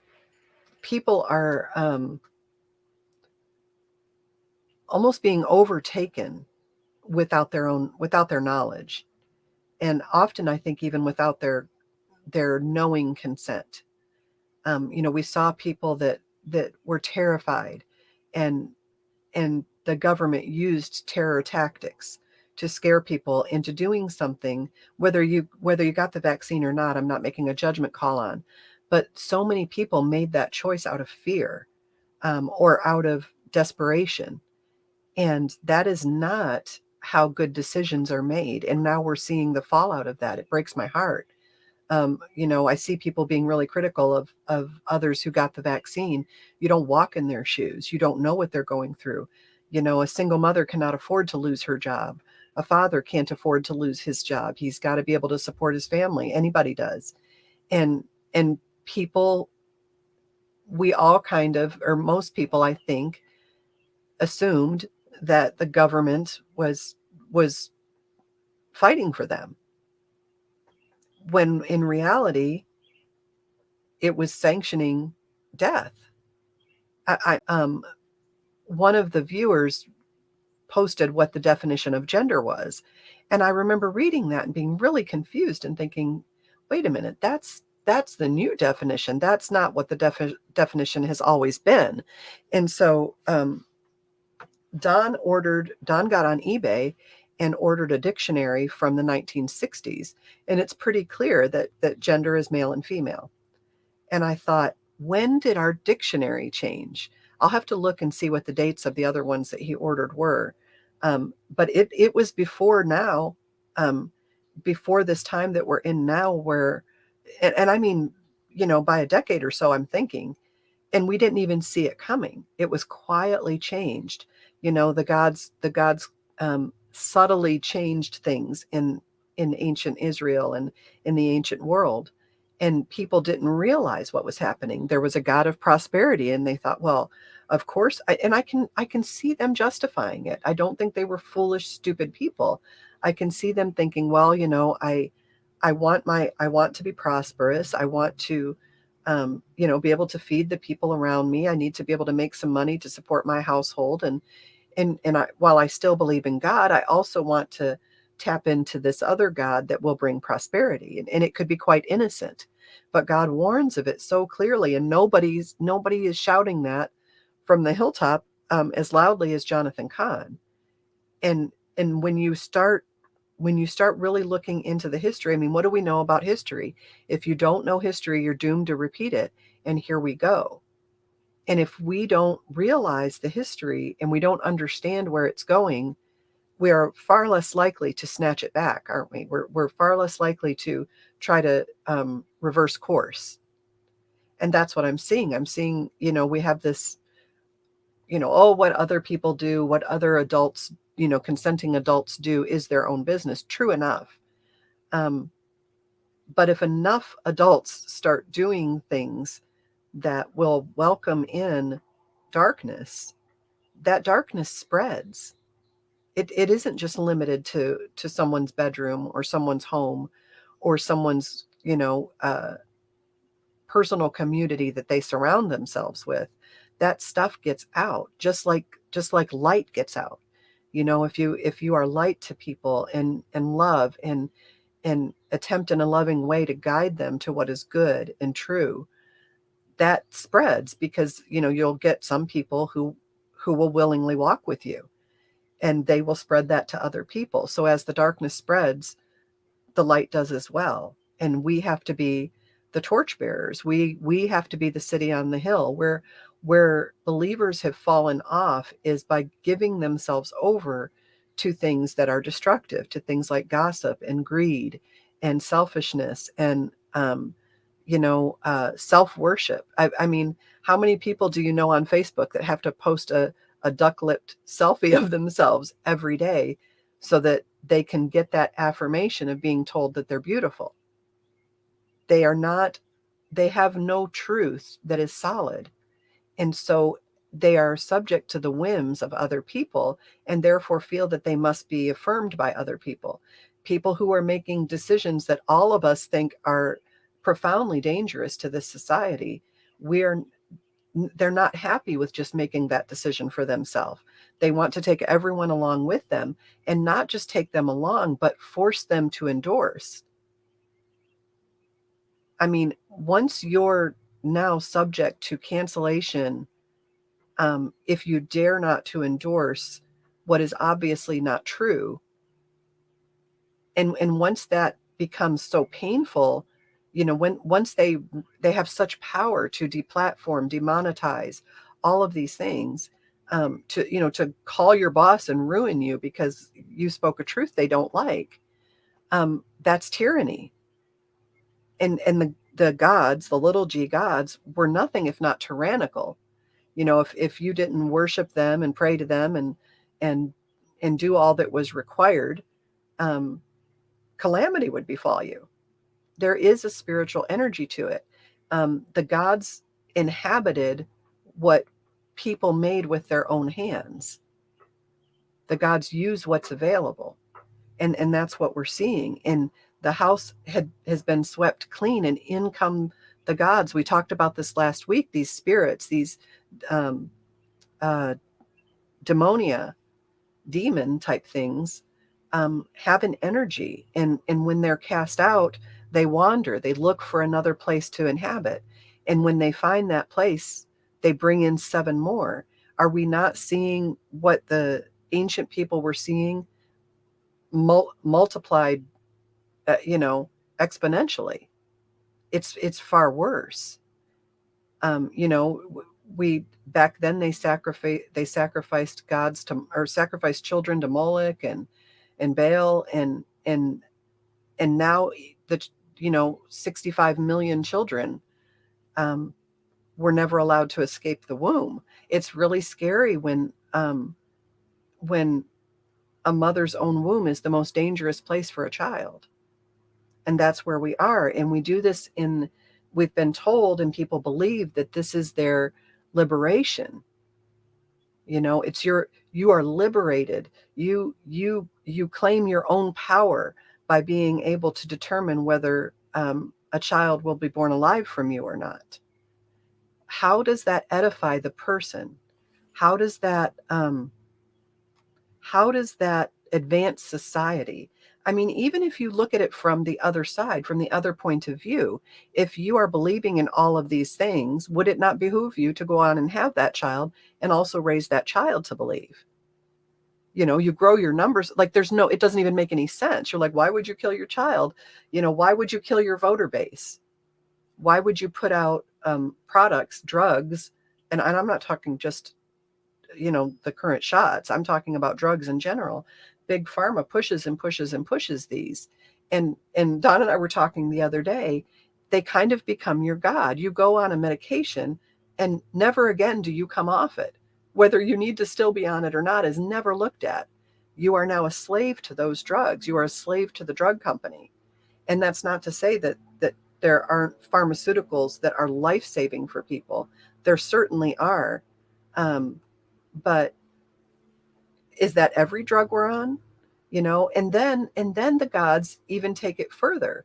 So the pharmaceutical companies come up with these drugs, and then what happens? They get all of the products to make them from nations that are against us, like China. If you look at just the drug recalls that have happened, because I think it was one of the acid reducing drugs. The primary ingredients to make those were coming from China, and it was eventually figured out, I don't know, through some sort of quality control measure, I'm hoping, that the drug contained cancer-causing agents. So we're poisoning our poison, It's just crazy. And so they recall so many batches of it. Do you think China stopped doing it then? Do you think because of the recall China stopped? No, they did not. And we're back to purchasing all of those things. So you can see just we're being attacked even in ways that we wouldn't even consider. Churches are falling. I have a dear friend who reached out, and their church is in crisis, and uh, you know that's heartbreaking to me that the church has given itself over to this sort of thing. And I think that this book club, with however many people that see it, is a jolt. It needs to be a jolt to wake people up. I want people to see what's going on, and once you recognize it, it's you can't not see it, right? Once you know what it is, once you know how it's being done, it becomes quite simple to identify it further. What is our light situation is crazy. It was crazy last night too for my interview. I did not have good light.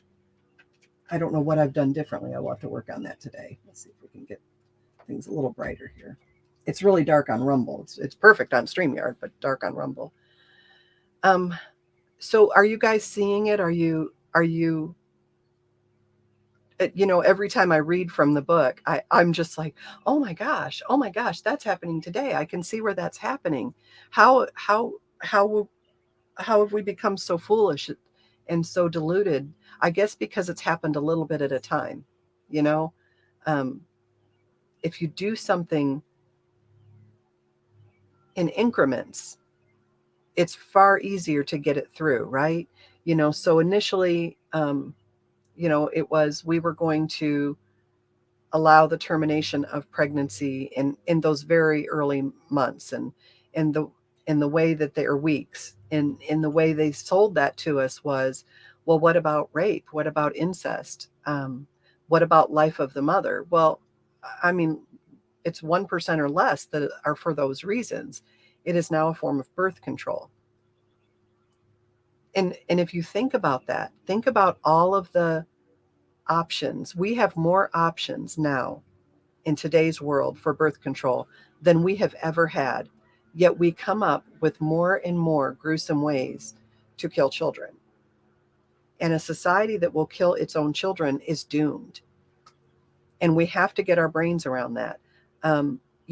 As somebody who was raped in college, I know what that fear is like. I know what that fear is like, that you might become pregnant and give birth to that child.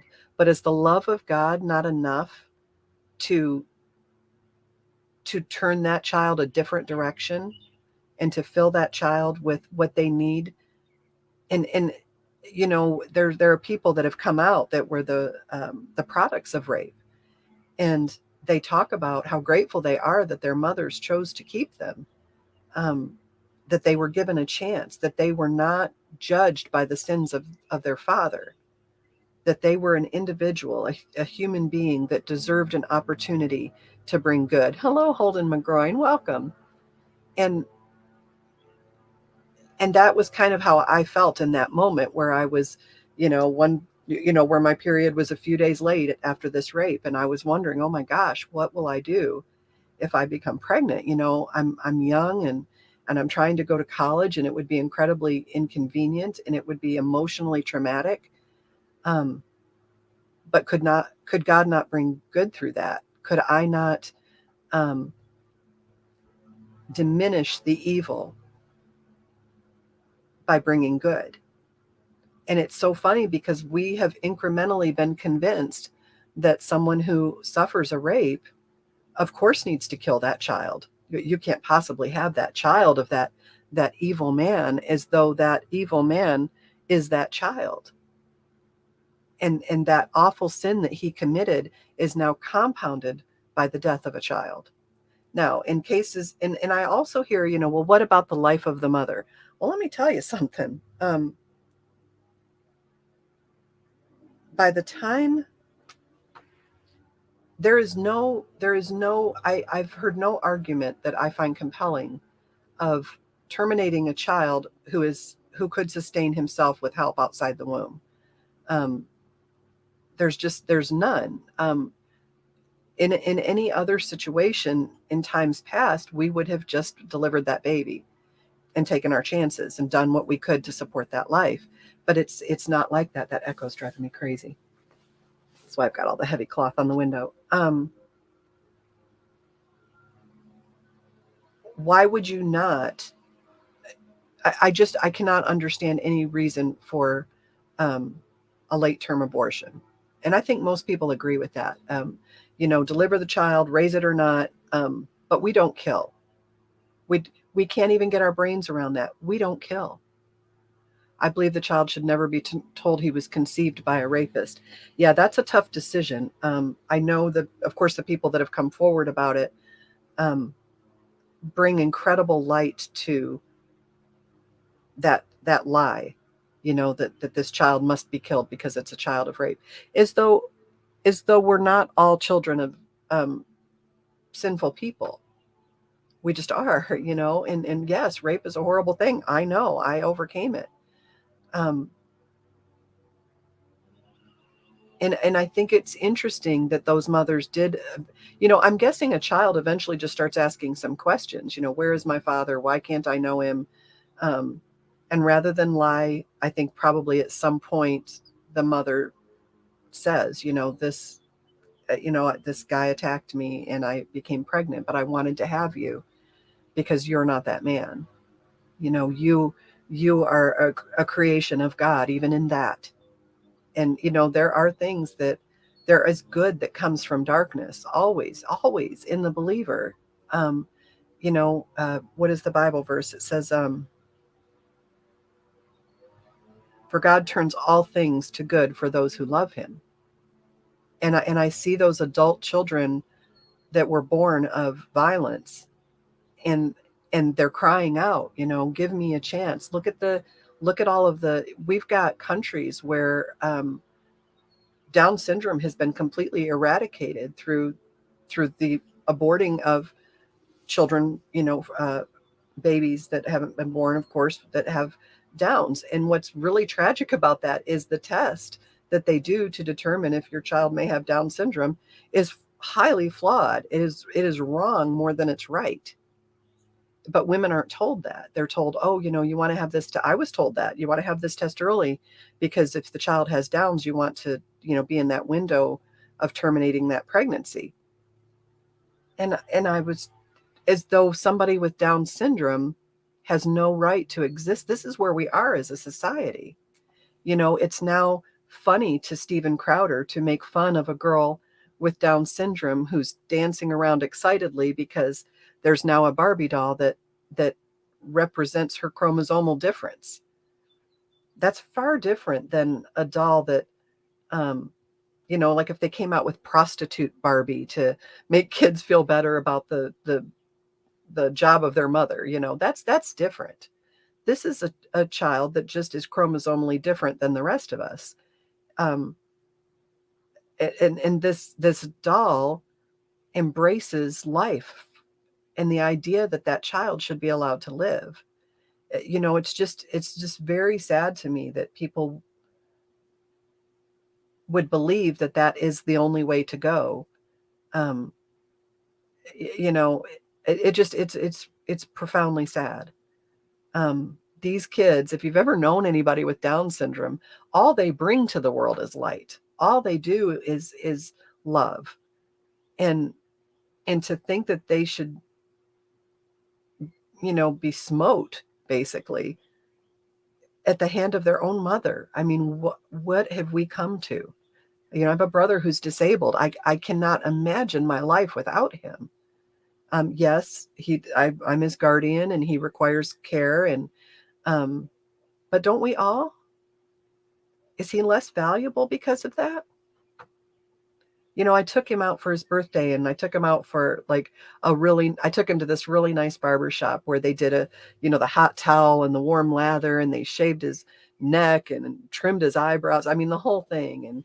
And he was I was watching him and he was just so relaxed and I could tell he was really enjoying being pampered, and he'd never had anything like that. It just was a really cool opportunity to bless him. And when we let the people there were so nice to him, so nice to him. And a lot of people are, he comes off as kind of slow. Um, and there's nothing physically that you would be able to look at him and know that he's different in any way, which I think in a lot of ways has made his life more difficult because, he'll start talking about something and people will just think he's weird. But we came out of that barbershop and he said, those people, they are good people, aren't they, Penny? And I said, they are, John. They are good people. They were really kind to us. He said, yeah, they showed me love. And I just thought about all the times that people didn't show him love, that people were cruel to him. When we were kids, at one point we finally went to the same school when they started bringing special ed into the regular schools and not just having special ed schools. And I was walking down the hall and I could hear these people laughing and carrying on. And I rounded the corner and there's this really wide hallway. And there's 2 teachers standing in the hallway and 4 kids. And my brother is crawling on the floor with their books on his back. And I was enraged. I mean,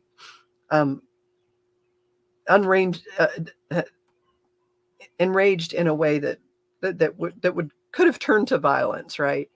And so I come down the hall and I said, John, what are you doing? Get up off that floor. And he said, but they're my friends. Are we not in that time right now? People who are trying to destroy us, to destroy our culture, to murder our children, and the government doing everything that they do, and we're to believe that they have our best interest at heart. And my brother fell victim to that, of course, because he doesn't have the discernment to know better. But I was so angry. I'm like, who does that? They treated him like an animal, and he participated in it because he wanted friends.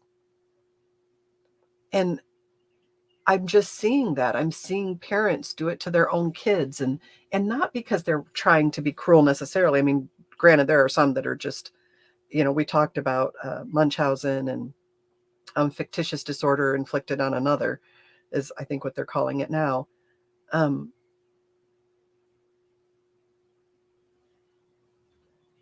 I mean, how do you take a child who has is exploring gender roles as children do, and then turn that into let's start chopping off body parts? It's crazy. I'm like, children are exploring as children do. Little boys and little girls will say, okay, I'll be the mommy this time and you be the daddy. That is just the most normal thing. And we always knew it was a normal thing.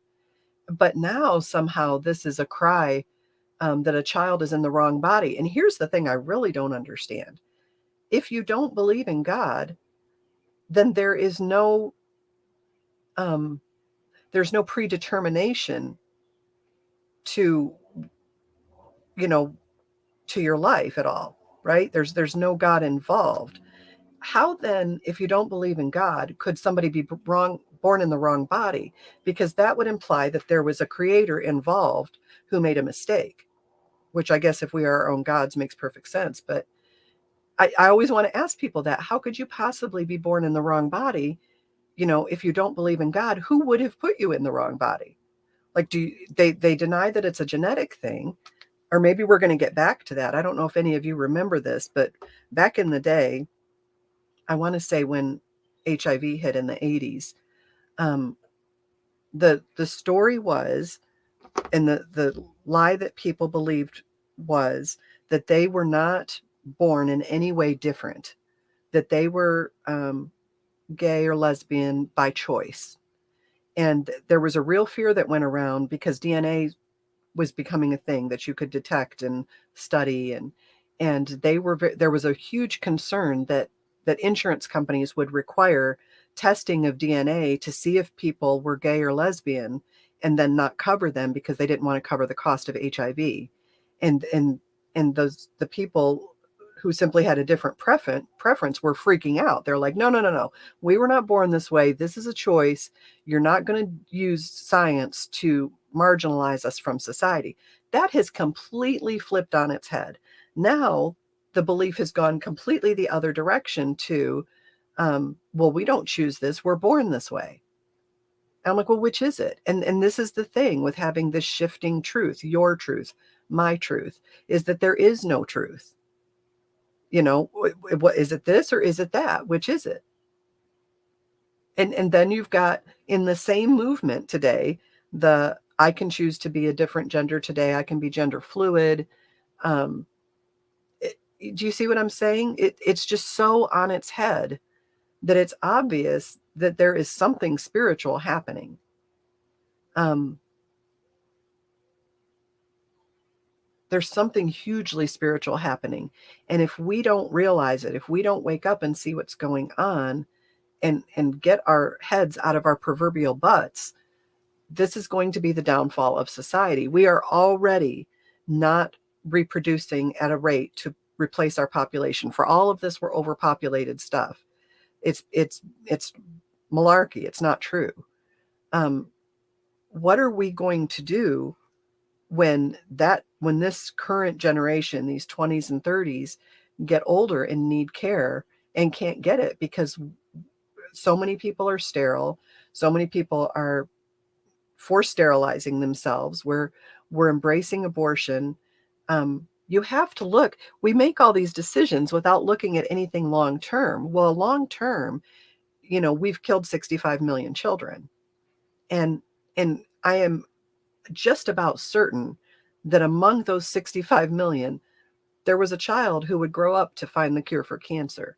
There was a child that would grow up and help cultivate a world where we weren't fighting all of these ridiculous wars. But we snuffed it out before it could escape the womb. And the fact that people cannot see the downfall in this, and that's what's going on. When you teach children from very young, and when you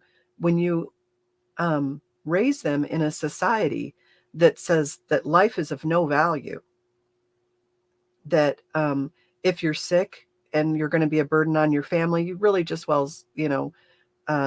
resort to physician-assisted suicide, as though nothing could be learned or gained from the suffering leading to your death, as though you could not somehow transcend that and be an asset in this world. It's really becoming very depraved, and I'm really worried about where we're going. And that's not to malign any confused people. I understand why they're confused, especially when you've got parents who are steering this child. I mean, if you guys watch those hearings, we talked about them last week. If you watch those hearings where the woman said, she knew that her child was trans from birth or from infancy, because the child, she wanted green vegetables. Her body craved green vegetables, and this was her body trying to get extra testosterone, because supposedly these vegetables increase testosterone levels, to make the body what it actually was supposed to be. I mean, I don't know who hears that and thinks, oh, that makes perfect sense. I'm like, no, you might be crazy. A spiritual state that is convoluting everything that makes sense. Another mother said, because she had bought her little girl one of those little Fisher Price tool sets, like with the bench and everything, and when she bought it, she's like, oh, I hope this doesn't turn her into a boy. And as she recounts this, she's talking about how prophetic her words were.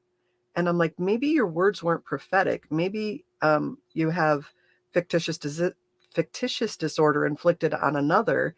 And because of the special attention that you get, because you say this is what your child is, and you're pushing your child in that direction, you are meeting a need spiritually and emotionally that should not be met through your child. You should get your own house in order. And that is what we see going on. And so it is on us to have great compassion for these children and these people who have believed the lie. And we don't have to, espouse what they're doing, but we certainly should be praying for them. We certainly shouldn't be wishing them dead or wishing calamity on them. The only thing that is going to turn them around is realizing that there is truth, not your truth, not my truth. There's truth. And we all do better when we have a common set, a moral compass that is shared. And when you have a society that just starts dividing like this, you know, children against parents, children killing other children, um, you know, the government attacking your own autonomy to make your own decisions, the government threatening to take your own children away if you don't toe the line with the newest um, debauchery that they're trying to push on us. There's nowhere for that to go but war. And people routinely accuse the um, uh, conservative minded people that they're stirring up war and they're stirring up hatred and and I'm like, is it them? I mean, at what point do we defend this culture and this nation and the values that made us great? Do we ever do? And now the new thing is to convince us we were never great. You were never great. You were always an evil nation. Your nation was founded by old white men. No, it was not. Our nation was founded by young white men in their 20s, teens in some cases, that could see the way that it had gone for them and came here for the right to be able to believe what they believed and to practice it and to live as they decided. And that's all going away. We're going right back to this tyrannical rule. And what's funny is the group of people that is going along with it, they somehow think it's going to bring freedom. Death and destruction and violation of the natural order it cannot bring freedom. That's not the way it works. The understanding that each person is a creation of the divine and is a miracle and has the magic of God in them. And I don't mean magic the way magic is now. You know what I mean? The awe, the miracle, the wonder. We used to embrace that. Our commercials embraced it. Our television shows embraced it. You watch any sitcom that is about a family, and the man will always, the husband, father will always be portrayed as adult, as somebody who is nothing more than another child for the woman to care for, who is more a hindrance than a help, and who doesn't even have the mental capacity to walk with the woman anymore. I mean, how is that ever going to result in anything good? And what does that do to our male children? It's a really bad situation to be in. And I am fervently praying that we are able to turn this around, because if we're not, our downfall will be at our own hand. And it's time for us to stand up and to say, no, this isn't right. This isn't okay. This, we're pushing the lie. And by saying nothing, we participate in it. So I just want you guys to be thinking that, going forward, am I being quiet? Am I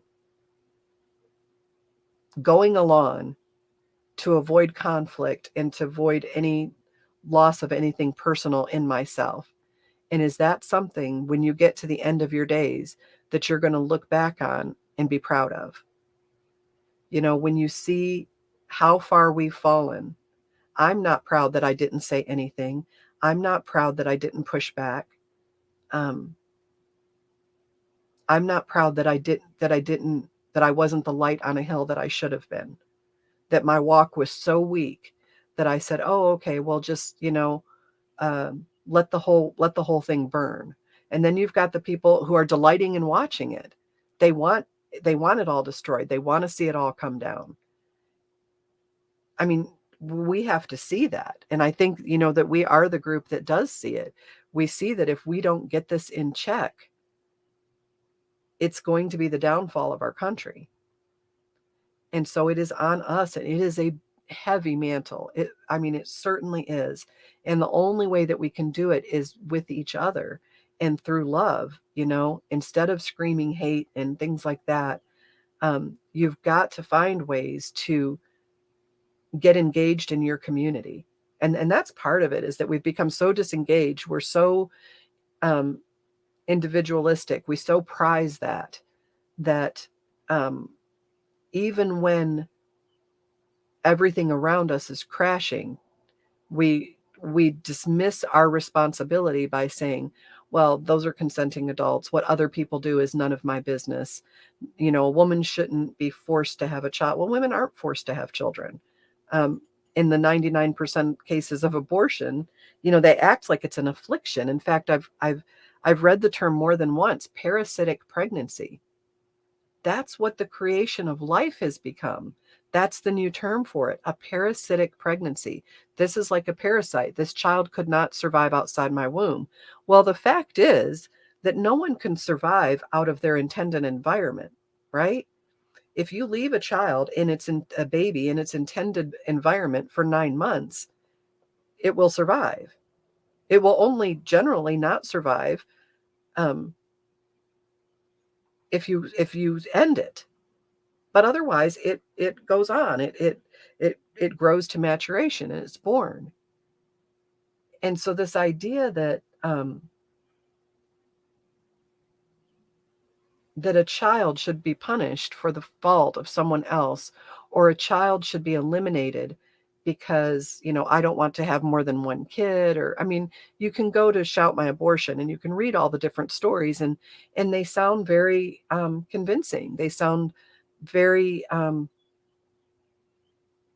they make sense, I guess, because we don't know what the truth is anymore. And I'm like, you don't, there are ways to avoid becoming pregnant. And if you do become pregnant, the answer is not murder. It's just not. And if you think it is, I would encourage you to watch the film The Silent Scream, and witness the brutal way in which these children are killed. We don't do this to people who want to end their lives. If you've got somebody who's got some medical issue and they decide to go for assisted suicide, it's done very humanely. We don't put them in a room and then disassemble them a limb at a time. There is no justification for that. Rape or anything else, there's just not. It is evil. And these women aren't evil. They've just bought into the lie. I'm sure some of them are, from what I've seen of some of the scary protesters. But this idea that woman is now God, and woman can decide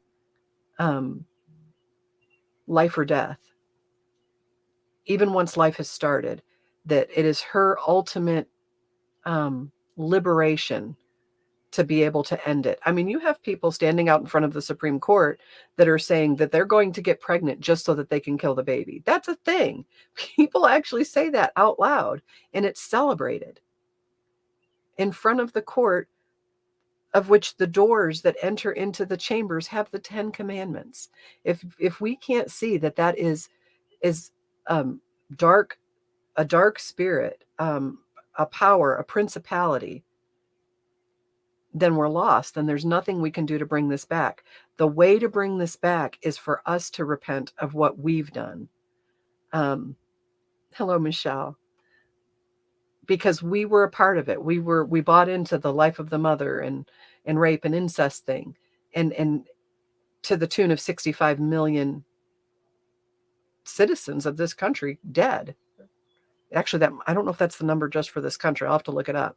But remember, it was supposed to be safe and rare. And it's not,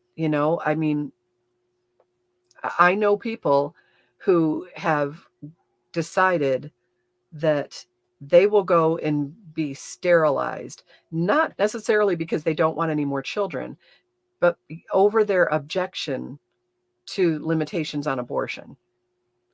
Is that the craziest thing? And I'm like, well, okay, well, what is your end game there? you've now sterilized yourself because you can't have children, uh, or you're sterilizing yourself because you can't have an abortion. Do you guys see? Yes, it's the better option for sure, but that's not the heart of why they're doing it. They're sterilizing themselves in defiance.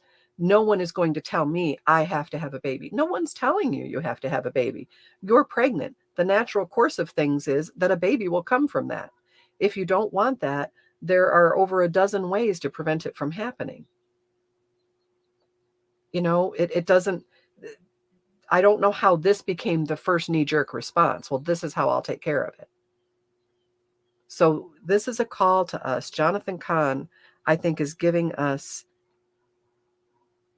a very important call to wake up before it's too late. And we're so close, you guys. We are on the precipice of things getting, this whole AI thing is terrifying. And they're now, I see the murmurings of this AI thing being God. Look, this AI thing is able to, give you the advice that your mother would have given you. It's like your mother. What? No, it's not. It may be able to parrot the advice of people who have passed or gone on, or the wisdom of the ages. It may be able to parrot that, but that doesn't make it God. But that's where it's going. That's how they're moving. That this AI they're talking about having AI decide court cases because it would be more fair. Well, who's programming? I mean, the AI is only as good as the person programming it. And if the person programming it is spiritually depraved, that's what you're going to get. That's going to be your outcomes. Look at some of these court cases that get thrown out where they say that there's no, the person has no standing. And it's something that directly affected and harmed that person.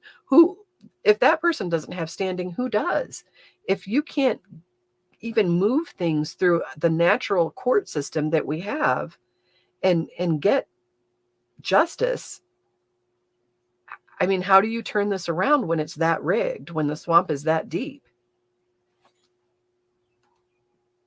I've always believed the choice is the choice to have sex. Once the baby is conceived, the choice is over. Right. A woman absolutely has authority over her own body. Absolutely. I would encourage you as a woman to not put yourself in a situation, and that's, men are just as responsible, but don't, as men and women, don't put yourselves in a situation where you are now contemplating a decision of whether to end a life or not. Just don't do that. There's no sex that good. There's not. There's no sex. And they act like it's, actually it kind of is. Before I would say, you act as though there's no fallout for the mother. You act as though there's no emotional scar that is there that will never be healed.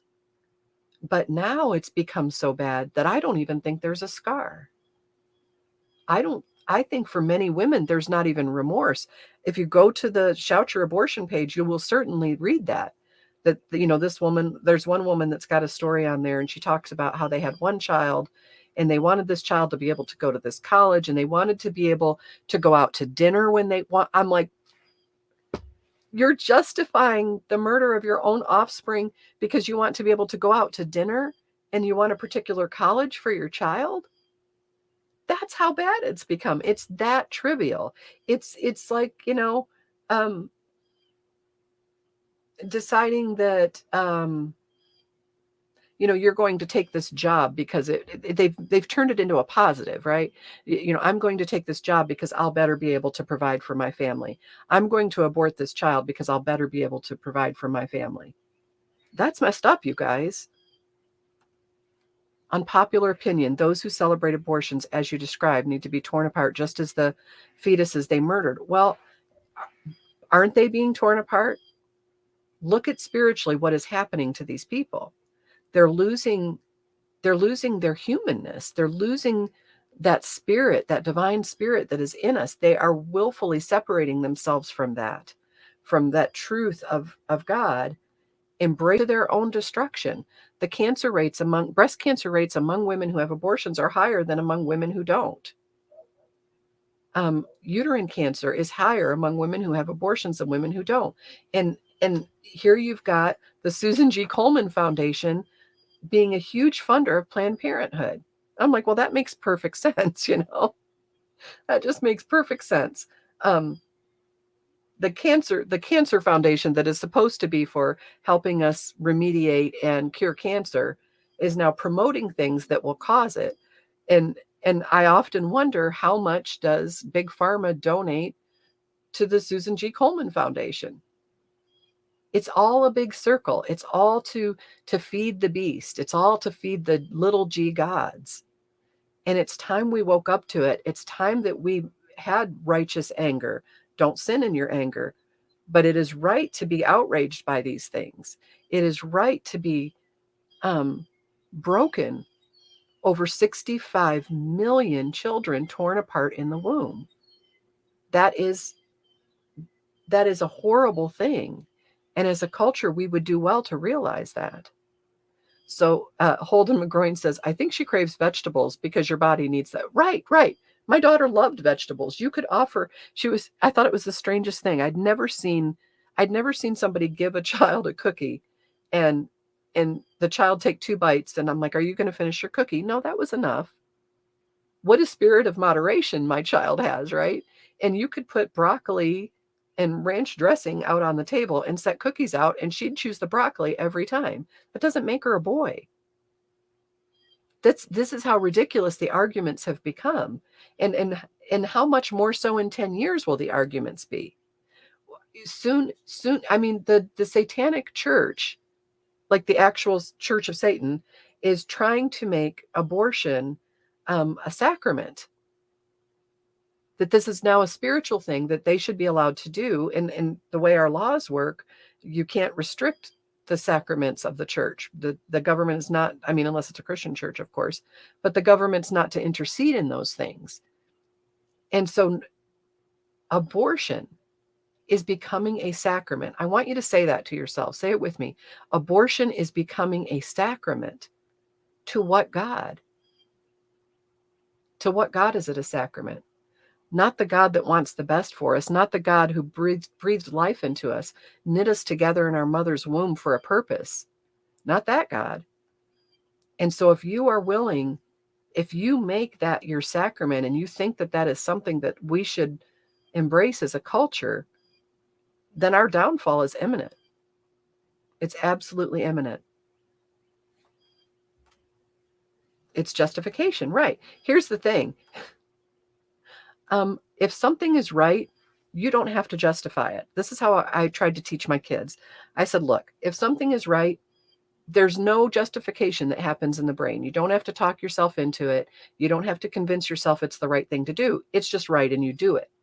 If you find yourself having to justify why you're doing something, you need to sit down and examine your heart and say, why am I having to justify this? If this were the right thing, it would be something I would have moved forward with without thought. The problem is I think that people don't even feel like they have to justify it anymore. When you're standing in front of the Supreme Court, this one lady standing, actually, I think it was in front of a church after the Roe v. Wade decision. This woman standing in front of a church, I don't know what she's wearing. I mean, she's all hanging out. And she's got babies tied to, like baby dolls tied to these ribbons. And she's yelling, I'm killing the babies. I'm killing the babies. She's celebrating it. Is that not a dark spirit?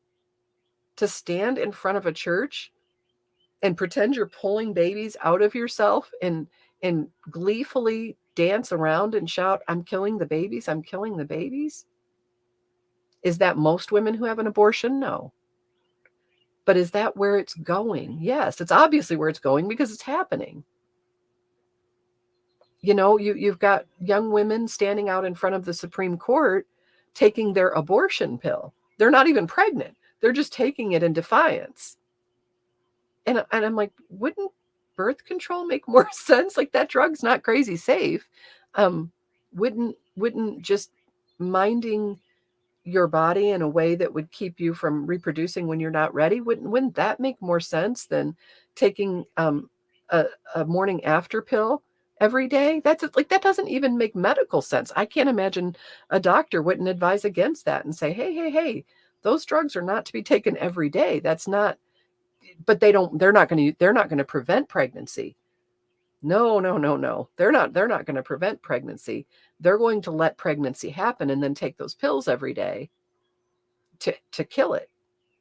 That's depraved, you guys. That's messed up. These people have given themselves over to a depraved mind. Check out Prophecy Updates. Is that a channel, Coffin? Check out Prophecy Updates. Hold on. Let me make myself a note there because I don't want to forget to do that. I always try to look into your all's resources as well. Oh my goodness, I can hardly type. My arm is killing me. Prophecy Updates. You've got a link for that if you don't mind to pop it in. I don't want you to have to leave the chat to do it. If that's what it is, I'll find it. But if it's something else, definitely send it my way. You can always email it to me as well. All right, guys, we're going to pray, and then I got to start trying to keep this to 2 hours. It's just too long for people to go much longer than that. But let me pray us out, and I want you guys to, I don't want to give details, but I want you to pray for the church. They have just so dropped the ball. They don't realize that they're in many ways at the heart of what's going wrong, because they've let Baal in there too. And there's a church that I was spiritually connected to that is getting ready to go down a very bad path. And I just would pray that you guys would pray against that, and that you would help Don and I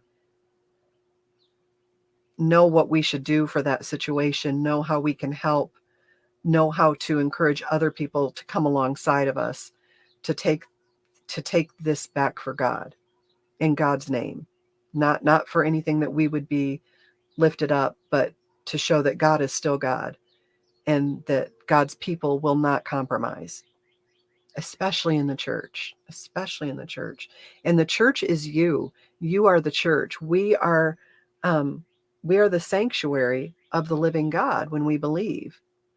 And God in us, we can't allow this thing. We cannot allow our churches to be given over to these things, where they're abusing children. This isn't the current situation in the church that I was previously attached to, but it's coming. It's coming. We're seeing the church just completely go the way of the world.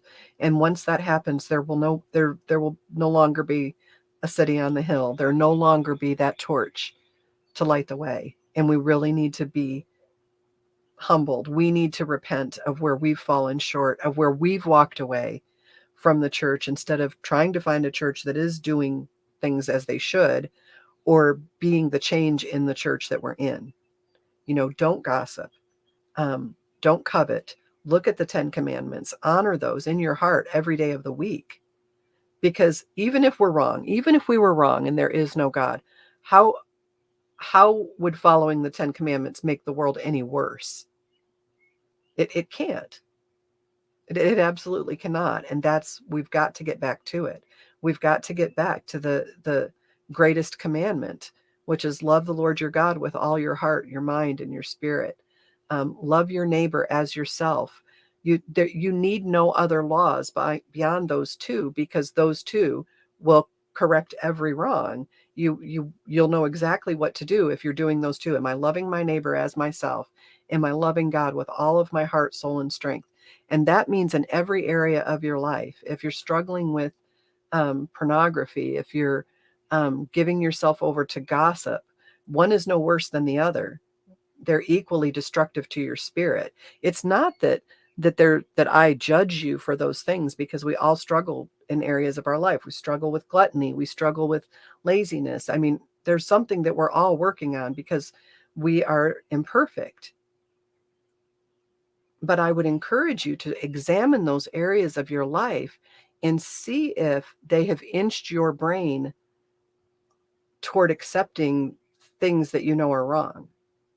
And if they have, I would encourage you to ask forgiveness for that and to turn from it, because you cannot daily intentionally live in those ways without losing the promises of God. You just can't. And I'm not saying that to limit your life or to judge you or to make you feel shame. I'm saying that because I want life for you. And I want God to be leading you through this walk.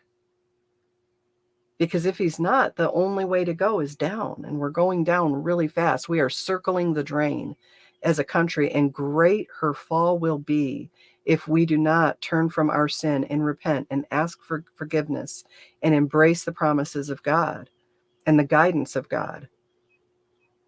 This is my clarion call to action. We've got to do it. It's got to start with us. It's not going to start with them. They've already given themselves over. It has to be us. You have to speak up. Do it in love, but do it with firmness. Don't feel like you have to not be bold. You know, if there's a pro-life thing going on in your area, attend it. Attend it. Meet with people who share your beliefs, because in that it grows. If you stay by yourself, you can't spread it. Remember, darkness spreads, but light spreads more. And it's going to take a bunch of us to do it. It can't just be me. You know, you've got to spread it to the people around you. My crazy mom would say an aspirin is the best birth control. You can hold it between your knees.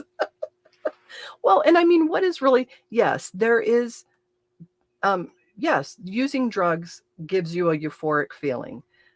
Having sex whenever you want sex is by design pleasurable, but is it beneficial when you do it in ways that are destructive to you? No, it's not.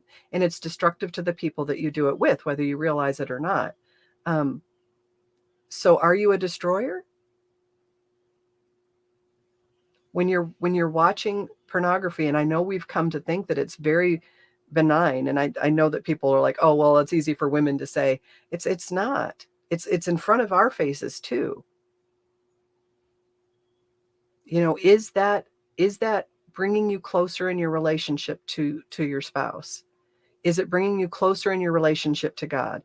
If God walked into the room while you were watching, would you turn it off? God's in the room. God is watching, not because he wants to punish you. He's trying to warn you, child, listen to me.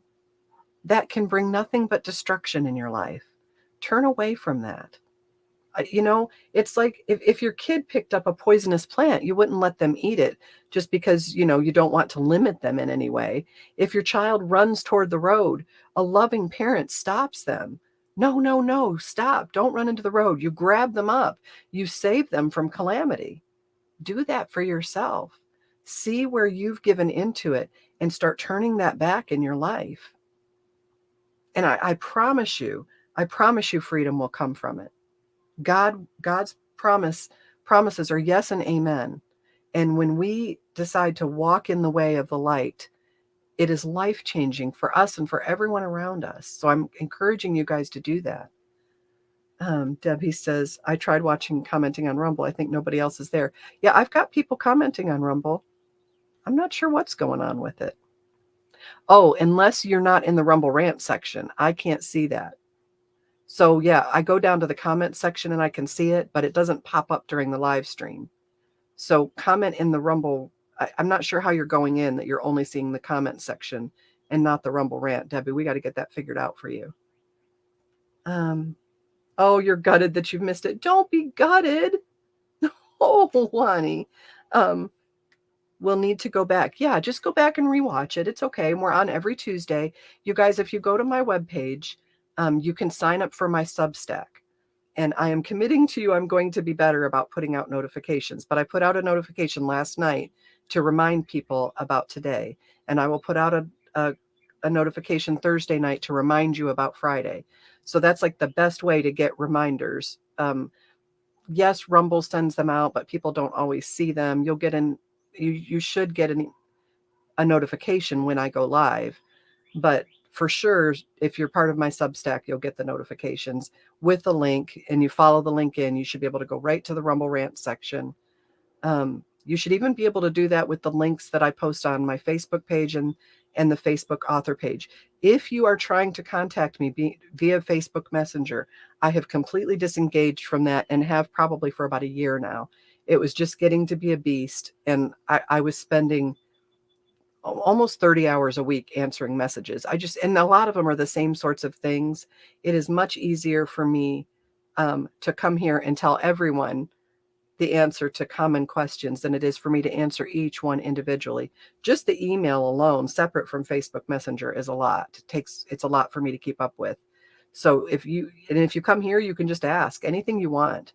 There's nothing you could ask here that is asked, you're not being snarky or rude or a jerk. There's nothing that you can ask here that I'm not going to try to answer or try to find you the answer for. Okay. So this is a safe place. You can come in here. If you disagree with the things I'm saying, and, and you're not here just to be argumentative, but you're like, I don't, what about this? What do you think about this? Why wouldn't it be okay in this situation? Put that up there. Other people are thinking it. And I'm not a podcaster who's going to attack you or tear you down, because I love you guys and you are so much a part. There, Debbie, you're in the Rumble Rant section now. Oh, okay. You're watching from the Rumble app. I don't know how it works on there. I would have to look. But yeah, you're in the Rumble Rant section now. Okay, well, so hopefully we've got that fixed. Prophecy Updates is a channel on Rumble. Coffin, I will absolutely look into that this afternoon. So be praying for me, you guys. I've got the Uncover DC thing coming up Friday morning. So that's a channel on Rumble. You can go to, I don't know if it's under Uncover DC or if it's under Tracy Beanz, Beanz, but you should be able to find it either way. And I'll be on Friday morning at 8:30, and it won't be super long because their show's an hour. But definitely come. It'd be great to have some of my folks in the chat. I would really like that. Lisa says, I've been wanting to ask you about overcoming social anxiety, but it's a private conversation. I so struggled with social anxiety, Lisa. The door was the biggest hindrance to me. I could, if once I got on the other side of the door, I was okay, but getting out, it's still hard for me. I have to push myself. I have to make a concerted effort to leave my house at least 3 times a week, or I can become a total hermit. And so I want you guys to know that you're not the only, and the world is scary right now. Like, I'm avoiding malls and grocery stores because there's information that intelligence has received that the cartels are going to start targeting malls and grocery stores. So I want you to be very cautious, head on a swivel, be careful out there. It's once they lift Title 42, things are going to get really sketchy. And people think that that's a racist thing to say. It's not. When Title 42 lifts, people will be able to cross into this country without having to pay the coyotes to get them over. And the coyotes want their money. And they are now targeting people that come across the border who have not paid that money, and they are killing them in brutal fashion to send a message to anybody that would come over without paying the cartels their money. And innocent people are going to be killed. Americans are going to be caught up in that. And so I just want you to have that on your radar. I don't want you to live in fear, but we must live in wisdom. We must walk a walk that understands that there are wolves around us, and we have to be aware of them. And that is not an excuse to hide from the world, but it is an excuse to be prudent for sure. Debbie says, relating to Ishtar, god and goddesses, the word sorceries in Greek is, oh, wow, pharmakeia, which means medicine, magic, and witchcraft. A druggist is a pharmacist, and the makers of drugs are the pharmaceutical companies. Yeah, for sure. Revelation 17:18. Yeah, I would very much encourage you to evaluate the medications that you're on, and why are you still on them? And are they really even helping? I know people who are on antidepressants that they go to the doctor and they've not even had a physiological workup to make sure there's not a reason for their depression. And they tell the doctor, oh, my antidepressants aren't working. And so the doctor now has a drug being pushed by the drug companies as an add-on to your antidepressant. I'm like, why would you add on to a drug that's not working? It doesn't make any sense. It's so that you can enslave the people. Now, yes, if you are diabetic, you're going to need some drugs or you're going to die. If you're hypertensive, yes, sure. But, you know, there are all kinds of things that we can also do to be able to wean off those drugs or be on less. Controlling our own personal habits is huge and it's difficult. It's part of repenting. It's so easy for us to give in to pleasure. And would it not be more pleasurable to be in excellent health? So that's something to think about. And it's not easy. I do understand that. All I can find is the live chat. I can't see anything that says Rumble Rants. If you're in the live chat, you're in Rumble Rants. It should say it at the top. Let me look here. Oh, honey, because you're not watching from Rumble. Love her heart. Let me find that comment. Yeah, you can't find the Rumble Rants section because you're on YouTube, and Rumble Rants is only on Rumble. Rumble is a platform that a lot of us went to because we were getting censored off of YouTube. So you can just do rumble.com. You create an account one time, and then you can find all my stuff. You can find it by link too, of course. But yeah, that's why you're not seeing Rumble Rants. You'll only see Rumble Rants if you're on the Rumble webpage. But I can see your comments. So your comments are live. I'm seeing them, popping them up on the screen. But I perceive that at some point I will get canceled off of Rumble. I'm surprised it didn't happen last week. I think because they've so much diminished my reach. So I've got, I think, 1,300 subscribers on YouTube. And I'm lucky to get 60 views on a video. When I first started out, before I got a warning, I was getting a couple of hundred, which is pretty good out of that subscriber base. So if you can't find me on YouTube, go to rumble.com and just search Nurse Penny and you will find me. Debbie says, God calls the spirit of Babylon the Great in the book of Revelation, speaking of the end times, a sorceress and one who is queen, who is over riches and pleasure. God commands his people to go out. I think she's typing more. Love Tracy and love you. I love Tracy. We have become fast friends. It's one of those situations where your spirit, I told her, I said, my spirit has known you forever. And that's what it feels like when you meet somebody and you just immediately, it's like you've known them your whole lives. That's kind of how things have gone with Tracy and I. Is it possible to send private message? Not in the chat. You can't. But if you go into the description under the video, my email is there and you can find me there. My website's there. My email is there. Ways that you can donate via PayPal or Cash App or Venmo are there. And I do thank you. Somebody sent me $25 as a birthday present for my brother. And that is just a kindness that it's incredible to me. I mean, that you guys would love me enough to bless my brother. That's just huge. Thank you to the people who donate. Like I said, I've got let's just say on Rumble, I think I've got 1,500 subscribers. If every one of those people gave $1 a month, that would be life-changing and it would help defer all the costs of this. And so thank you to the people who donate. I have people that are faithful donors. If you can't afford that, then pray for me. Because I'm facing all the same things you are. And I'm trying to be a blessing in the midst of it. And as you know, that's not easy. I read somewhere that they changed the word sorcery to science and the word angels fallen to aliens. That's interesting.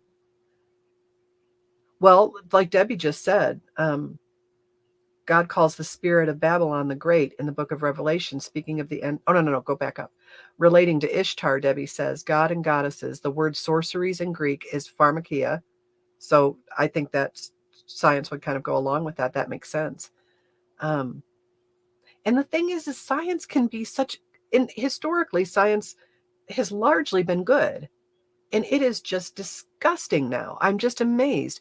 The problem is that if you say anything true scientifically that goes against the narrative, your grant funding's gone. You're not going to get funded to do anything. And so they're scared to speak out. But this is not a society for the fearful.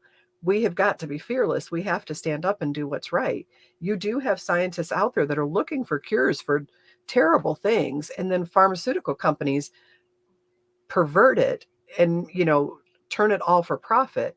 And this is the life's work of people to bring good to the world and to reduce suffering.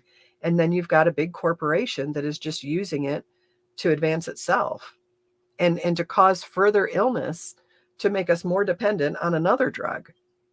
That it's time that we saw that. I'm just amazed when I look at people's drug lists, and I'm like, oh my gosh, you're on 11 drugs. Has anybody talked to you about lifestyle change and being able to get you off of some of these things, especially for depression? You guys, there's all kinds of things lifestyle wise we can be doing to battle depression. Going for a walk. They did this scientific study where they matched physical exercise as an intervention versus antidepressants, and it was just as effective. And you don't have to go out there and kill yourself. There's a reason that going outside is healing to you, because that's God's intent. God created a world full of color and beauty and light and the songs of birds to bless you when you go out, to lift your spirits. The sun actually changes your body chemistry. It is very effective for helping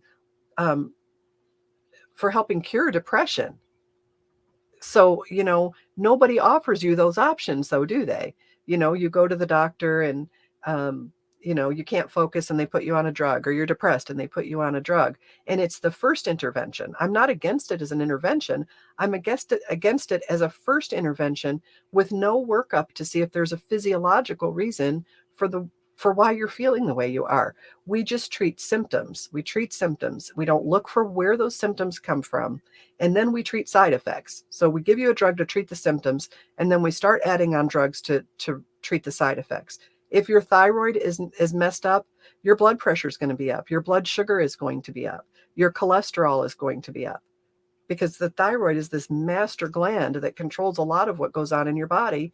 And nobody, they'll put you on a thyroid medicine and you don't feel any better. And nobody actually even does a complete thyroid panel to see if that medicine is working for you. And so they put you on the thyroid medicine, and your thyroid number improves, but not all of your numbers improve. And they don't know that because they don't check. And you continue to feel horrible. And they're like, oh, well, you're just depressed. And then they start adding drugs for that. Then you get constipated because of the depression, and they put you on a medicine for that, or because of the drug. Then you can't sleep because of the drug, and they put you on a medicine for that. And before you know it, you are a slave to a drug company. My mother was on 18 at one point. Oh my goodness. Good Lord. My grandmother became toxic on her medications. And a very wise osteopath, she was in the hospital, and an osteopath was like, well, I know what your problem is. You're toxic on all these meds. And they pulled back on all of her meds, and all of a sudden her mind was clear and she could remember things. And it's just crazy. Yes, Rumble does limit the word count. You just have to make your voice heard peacefully. Exactly. And if you are feeling negative feelings, of course you're feeling negative feelings. Of course you're feeling angry. Getting out for a walk is another thing that will help you not sin in your anger. It will give you a physical outlet for the emotional torment that's being inflicted on you. Getting together with other people who are like-minded will help diminish your feeling of loneliness and help you feel empowered to keep pushing on. You cannot forsake the fellowship of believers. Is it hard to find a group of believers that is on the right path? Sure it is. Just like it's hard to find a group of like-minded people, but it's worth the search. Definitely worth the search. All right, guys, I'm going to pray us out. It's 1:15. We've gone way longer. I feel like as long as the chat's rolling, you guys are getting something out of it, and I never want to inflict my time limit, when it can be avoided, on you guys, because I feel like we're doing good work here and important work. All right, guys, let's pray. Heavenly Father, thank you for this day, and thank you for everybody who joined in with the chat, who watched, and everybody who will watch on replay. I pray that you would bless them. Everything that they pay forward in love, I pray that you would bring that back to them tenfold. Father, forgive us. We have stayed silent. We have tried to not be boat rockers, and we didn't realize the calamity that was going to come because of that. We didn't see how fast and rapid the progression and the advancement of darkness would come. And so we just kind of minded our own business, Father, and we forgot that we're to be about your business, not ours. And I just pray that you would forgive us for that. I pray that for every area in our life that we have given over to a false God, that you would help us reclaim that.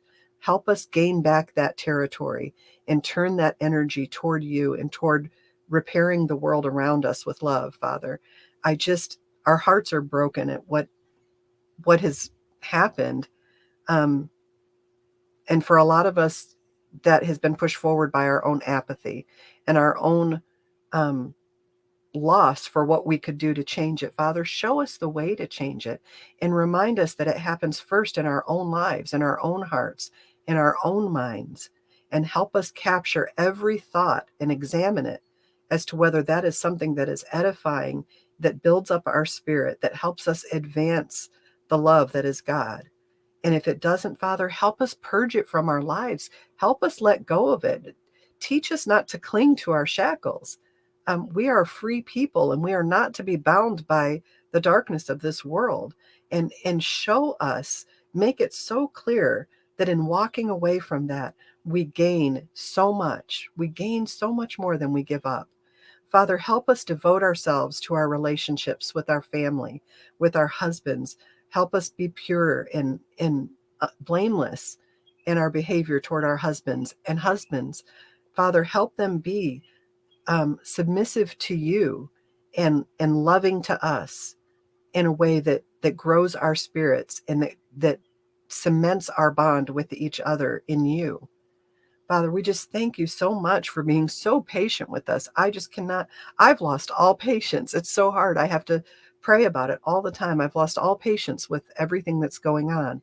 But you don't. You don't. You still hold out hope. You leave the flock to look for the one that's lost, Father, and help us have that heart. Help us know that the only way this gets better is by us being the city on the hill, by us being the light and showing the way, us leading people away from the lies and the darkness that are destroying them. I mean, actually physically destroying them in ways that are obvious. There's no excuse for us to say that we don't know anymore, that we weren't aware, or that we didn't know. We don't know how far it's going to go. It's gone this far, and it's time God's people stood up and said enough. And forgive us for not doing so before now. Forgive us for letting the false gods in, Father. We ask forgiveness for that, and this day we turn from it. We turn from it. And we thank you for your forgiveness, and we thank you for your wisdom and your guidance. Help us to look to you for guidance. Help us to establish relationship with you. You know, we accept dirt in our mouths when God is ice cream. You know, it is that simple. My dad used to say it, you may be sitting in a pile of crap, but at least it's warm and familiar. We don't want to live that life. That is not the way of the sons and daughters of the Most High God. Remind us who we are. Remind us who we are to be to the world. Father, remind us every day, remind us with every word we speak, every thought we think. Remind us that we are children of the Most High God. Father, we thank you for this time together. I thank you for every person that is here. Where there is suffering or division in their lives, I pray you would bring healing, especially in the relationships, Father. Help us to act and speak and love in ways that make us irresistible to others. Let the light shine out of us and get on everyone around us, Father, because that is freedom. That's freedom. That is our identity in you. And we just thank you for that. I mean, who are we that the God of creation is invested in us and delights in us, and he sings and dances over us while we sleep. We just thank you, God, for being that kind of father that loves us like that. And for those of us who didn't have that kind of father here on earth, show them that you are the perfect father, that you have what they're lacking, and bring people into their lives to mentor them and to love them in ways that they didn't get from their parents. That's a hard thing, and we still need it as adults, Father. And we walk in lack when we don't have that. And we can get that from you. And I just pray that you would help us nurture that and grow that relationship with you and make us bold and make us speak with love. Give us a tongue that speaks the truth, not our truth, the truth, so that we can show the way to a dying world. Father, we just thank you for this time together. And we thank you most of all for the sacrifice of your own Son to save us from this sort of thing. It's in Jesus' name we pray. Amen. All right, guys, let me make sure I got all your comments. Holden McGroin says, you just have to make your voice held peacefully. Yes, my comment section is all weird and jumping around. I read somewhere, I got that one. Okay, guys, I think we're all caught up. I will see you Friday morning if you tune into Uncover DC, 8:30 Eastern, and I'll be on there for just a little bit. And then I will post the most recent interview that I did as soon as she gets it posted. And we'll be here Friday night for the Nurse Penny Show, discussing current events and how do we tackle those from a faith-based perspective. I am praying for every one of you. I pray for you all the time. And I don't just say that. Don't ever tell somebody you'll pray for them and then not pray for them. It's a betrayal, whether you realize it or not. When you tell somebody you're pray for them, I generally try to pray right then. If someone says, will you pray about this? If you do it right then, you're not going to forget. Be a praying people. Be a people who seek God. That is our word for today. Thank you so much for joining me for Nurse Penny's book club. We will start with chapter 17 next week, and I think probably in maybe 2 or 3 weeks we'll be done with this book, and we'll get ready to move on to the others. I've had some suggestions. If you have a suggestion for the next book, please email it to me. That way I'm sure to get it, and that I can get the book, because I need to read it ahead of time. So that way I can get the book and read it and decide if it's, I may not, if you send a book and I don't read it next, don't be disheartened by that. Because I'm kind of following this path God is setting. So your book may be third or fourth in line because I'm following a specific path. Okay. But I'm not averse to God redirecting that. So make sure to send any recommendations that you have for me. I'm always looking for new books. This is Johnathan Cahn's most recent book. He does have the Harbingers 1 and 2. And there's another one. I can't think of it. Is it the Oracle, Debbie? I can't remember. I know some of you guys follow Johnathan Cahn. I think it is the Oracle, and I'd kind of like to read that one. But if you guys feel like there's something that's on this path, that is a book that you've read that you feel is going to add to this growing conversation, please email it to me. Michael says, have a blessed afternoon, everyone. Thanks so much, Miss Penny. Love to you. Love to all of you guys. I will see you Friday morning, and if not, Friday night, and if not, then Tuesday morning. You guys be blessed, okay? Much love to you.